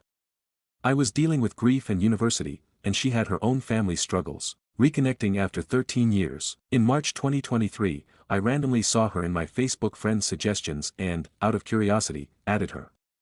At the time, she was living in Dubai, having moved there after losing both her parents in 2020 and 2021. A few days later, she got my number from Facebook and messaged me to see if it was really me. Within a week, she told me she had never stopped loving me and had thought about me all these years. I still had strong feelings for her, but after so much time apart, I wanted to take things slow. She, however, was all in. Within 2 months, she wanted us to be officially back together. I told her I wanted that too, but that we needed to get to know each other again first. The move to the UK and marriage pressure. Before we even reconnected, she already had plans to move to the UK because her sisters live here. However, I think reconnecting with me accelerated her decision. She surprised me by sending me her visa application confirmation. I had no idea she was actively working on moving. She arrived in the UK within 3 months of us talking again, but settled in a city where her sister lives, 3.5 hours away from me.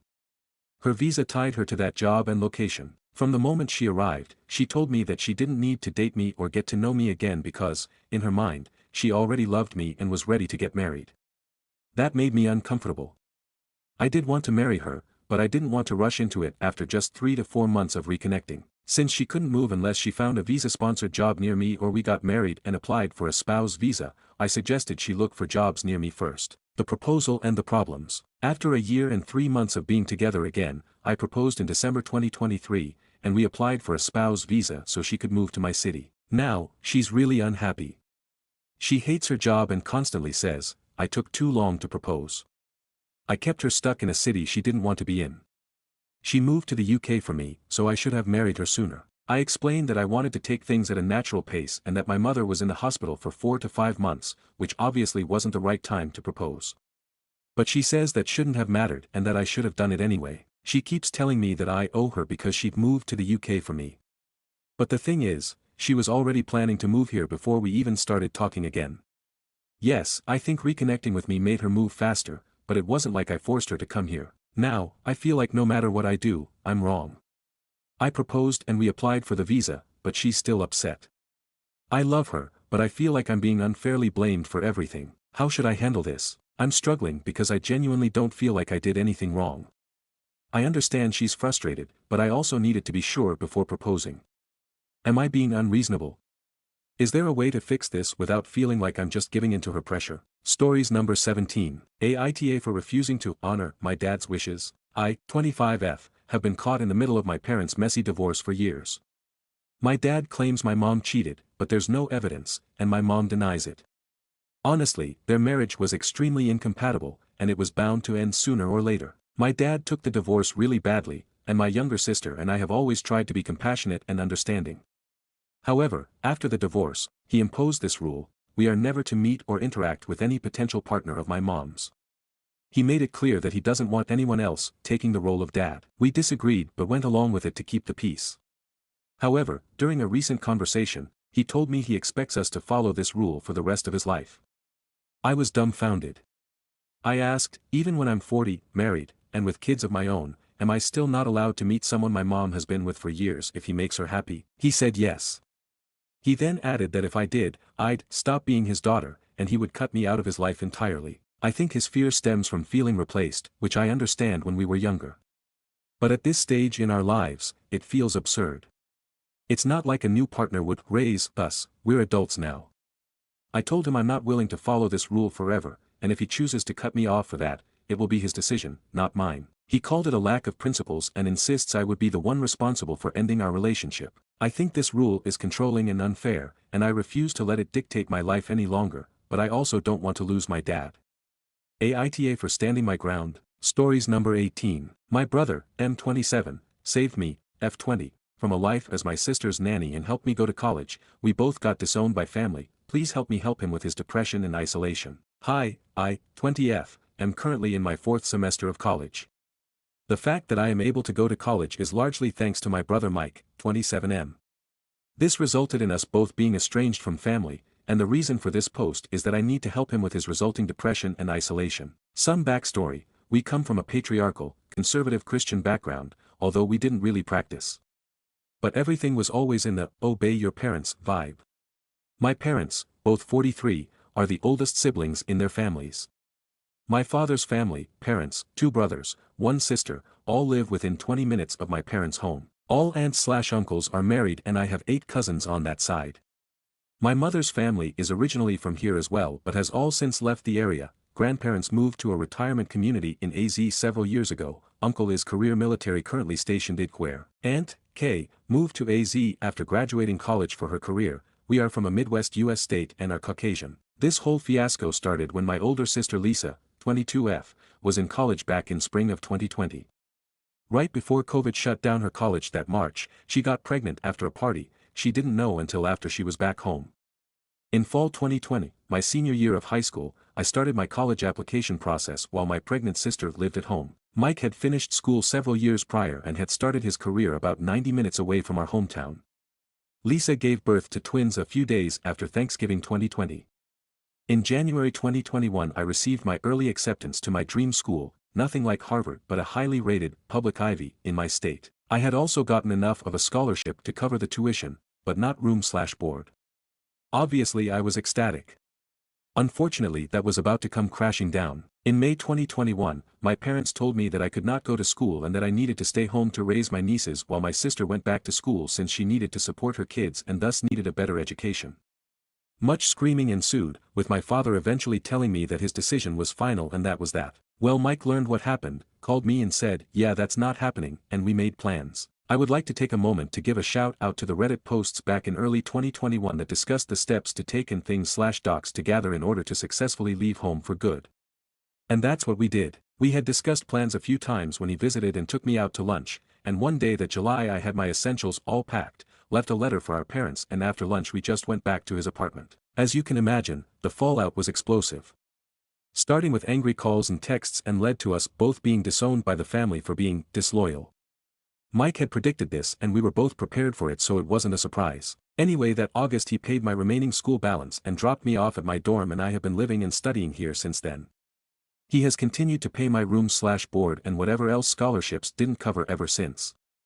I cannot thank him enough for what he has done for me. Since then, we have had pretty much no contact with our parents, sister, and all aunts/uncles and grandparents on dad's side. I am still in contact with 2 cousins, F19, F17, who support me and think we made the right decision.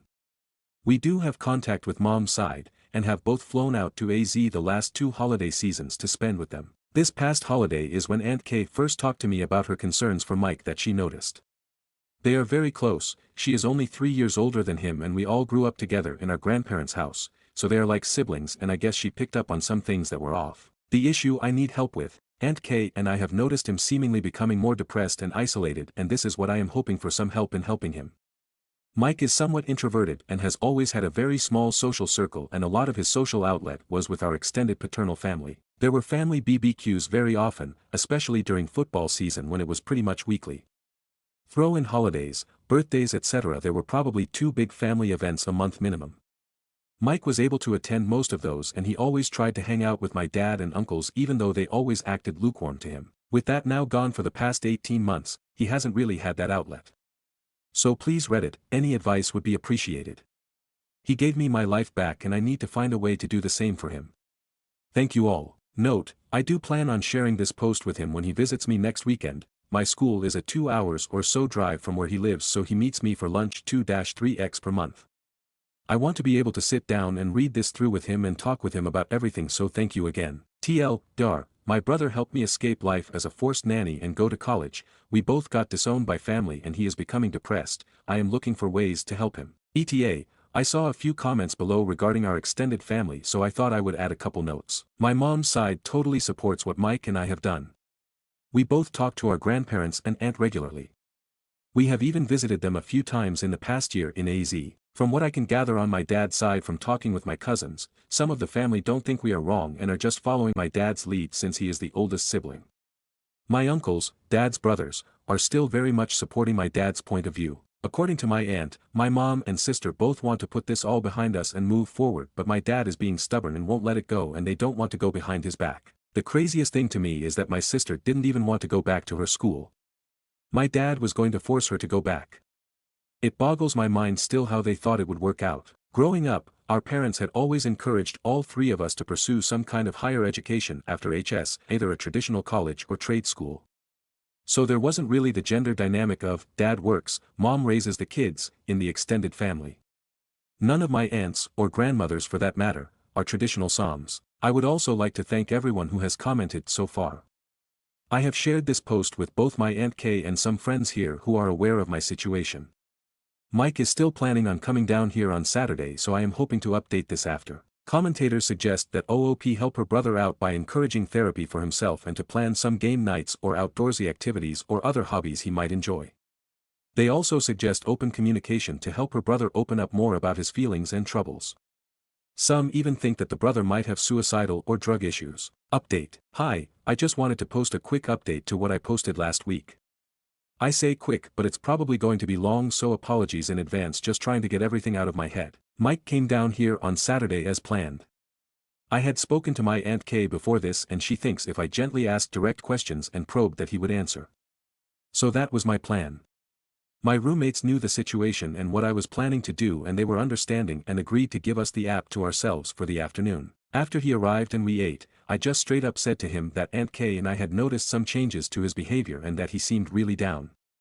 He looked at me for a bit and then slowly nodded and agreed. I took this as a good sign that he would be open and honest with me. I said that I wanted to help him and to please be open and talk to me and that I wouldn't judge him for anything. He said okay. Then I pulled out my laptop and mentioned that I had made a post to Reddit about him and he gave me a very confused look. I sat down next to him and asked him to just read it and we can talk about it. Well, he basically broke down with his head in his hands after reading the title. So yeah, I guess it was pretty accurate. I just held him and said that we would talk whenever he was ready. After a few minutes he was able to collect himself and we went through the whole post together. Then we started reading the comments one at a time and talking about each one. He took all of the comments and suggestions to heart and we talked about how he can go about putting himself out there more, both dating and trying to make new friends. In typical nerd fashion, he even broke all of the ideas down in categories: outdoor, indoor, online, and is willing to give pretty much anything a try. The city he lives in isn't huge but a quick look through its sub on here found a few things so the opportunity is there. He seemed a little embarrassed, in a good way, about all of the praise he was getting. I knew he would be but I just told him that other people see him for the wonderful brother that he is. There were a couple comments that mentioned suicide or drug abuse that I really pressed him on. He promised he wasn't doing drugs or drinking excessively. In all of the times I was at his place he never had more than a 6-pack of Guinness or some craft beer. This is something I am definitely going to keep on him about since I don't want him to drink his pain away.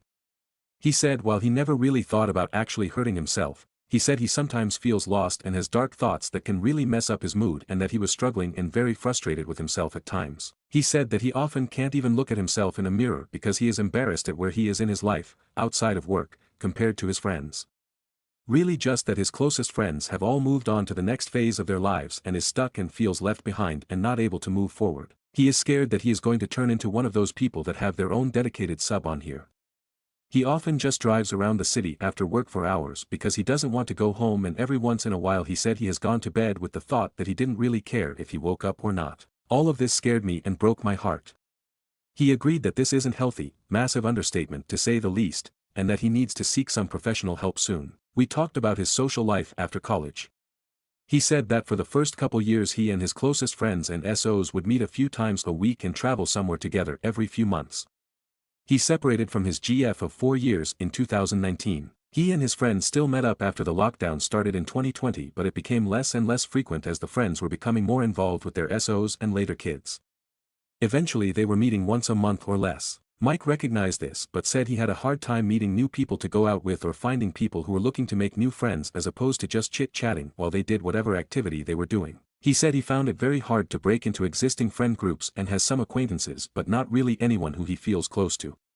At the same time, he was going to more and more family functions just to fill a void and be social around people, and dote on our nieces after they were born. After that was gone, he felt completely lost and spiraled down but didn't know how to communicate how he felt until I forced the issue. It was mentioned that I should not try to keep defending my parents and I agree.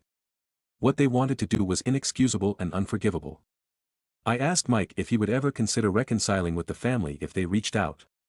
He said, "Lisa yes, Mom maybe, everyone else can fuck off." I was a little surprised and asked why and he said that they basically told him what they really thought of him and his life and interests. He pulled out his phone and showed me the old texts from when I left. Multiple messages from our father calling him a disgrace, disowning him, demanding he return me to them, WTF. I am not property, calling him the mastermind of this plot to destroy the family and all sorts of other vile stuff. One uncle mocking his manliness for doing things like reading, he likes to read fantasy stuff, as well as his career, engineer, as something not manly enough. One aunt that threatened to cut his balls off as, they are the source of attitude and disobedience. Another uncle that threatened to beat the shit out of him if he saw him again. I think Mike would wipe the floor with any one of them. More of the same from grandparents, dad's parents, and some other adults on that side. I had received some nasty messages, just not the threats, and was a little shocked overall but he just had a little smirk. When I gave him a questioning look, he just said that it's good to know how people really feel and where you stand with them. When I asked about Mom, he showed me her last few messages to him. I was expecting more of the same but it was much different and I am not sure what to make of it. She said, "Your father needs you to bring her back right now." Mike, I can't do that. You know if I do she will never be able to get out. Mom, I know. Please take care of her. I love you both. Mike, I will. I love you too, Mom. NGL, I cried after that for a bit. So yeah, it turns out that my dad's whole family is a lot more toxic and despicable than I thought. I still can't figure out Mom's reaction though. I asked him point blank if he wanted me to take out a loan to cover my expenses for the rest of my time at school, and he rejected that immediately. I said that I didn't want him going into debt for me, and he said that he wasn't. He pulled up his account and showed me the transaction last month from his savings ACCT to my school as proof. He said that he wanted me to be able to finish school debt-free like he did, since it takes so much pressure off. Most of his friends have $40,000 plus in debt, so even though there is currently a payment pause eventually that will come due. I asked him how he was able to do that, and he said he got merit scholarships plus several grants that covered all but about $2,000 per semester, which he could cover himself, and he worked to always have enough money for the difference. We grew up low income, not exactly poverty but definitely at the low end of the middle class. I would have been eligible for need-based aid as well, but my parents refused to fill out the forms, so I wasn't able to get the grants or regular student loans, and they wouldn't co-sign a private loan. This is how they were going to force me to stay. When Mike found out, he did the math and figured out that as long as I was able to keep my scholarship to cover tuition, he would be able to cover the rest. It comes out to about $7,000 a semester that he is covering. I am more comfortable knowing that he isn't going into debt for me, and I am definitely making sure I keep my GPA well above the level needed to keep my scholarships.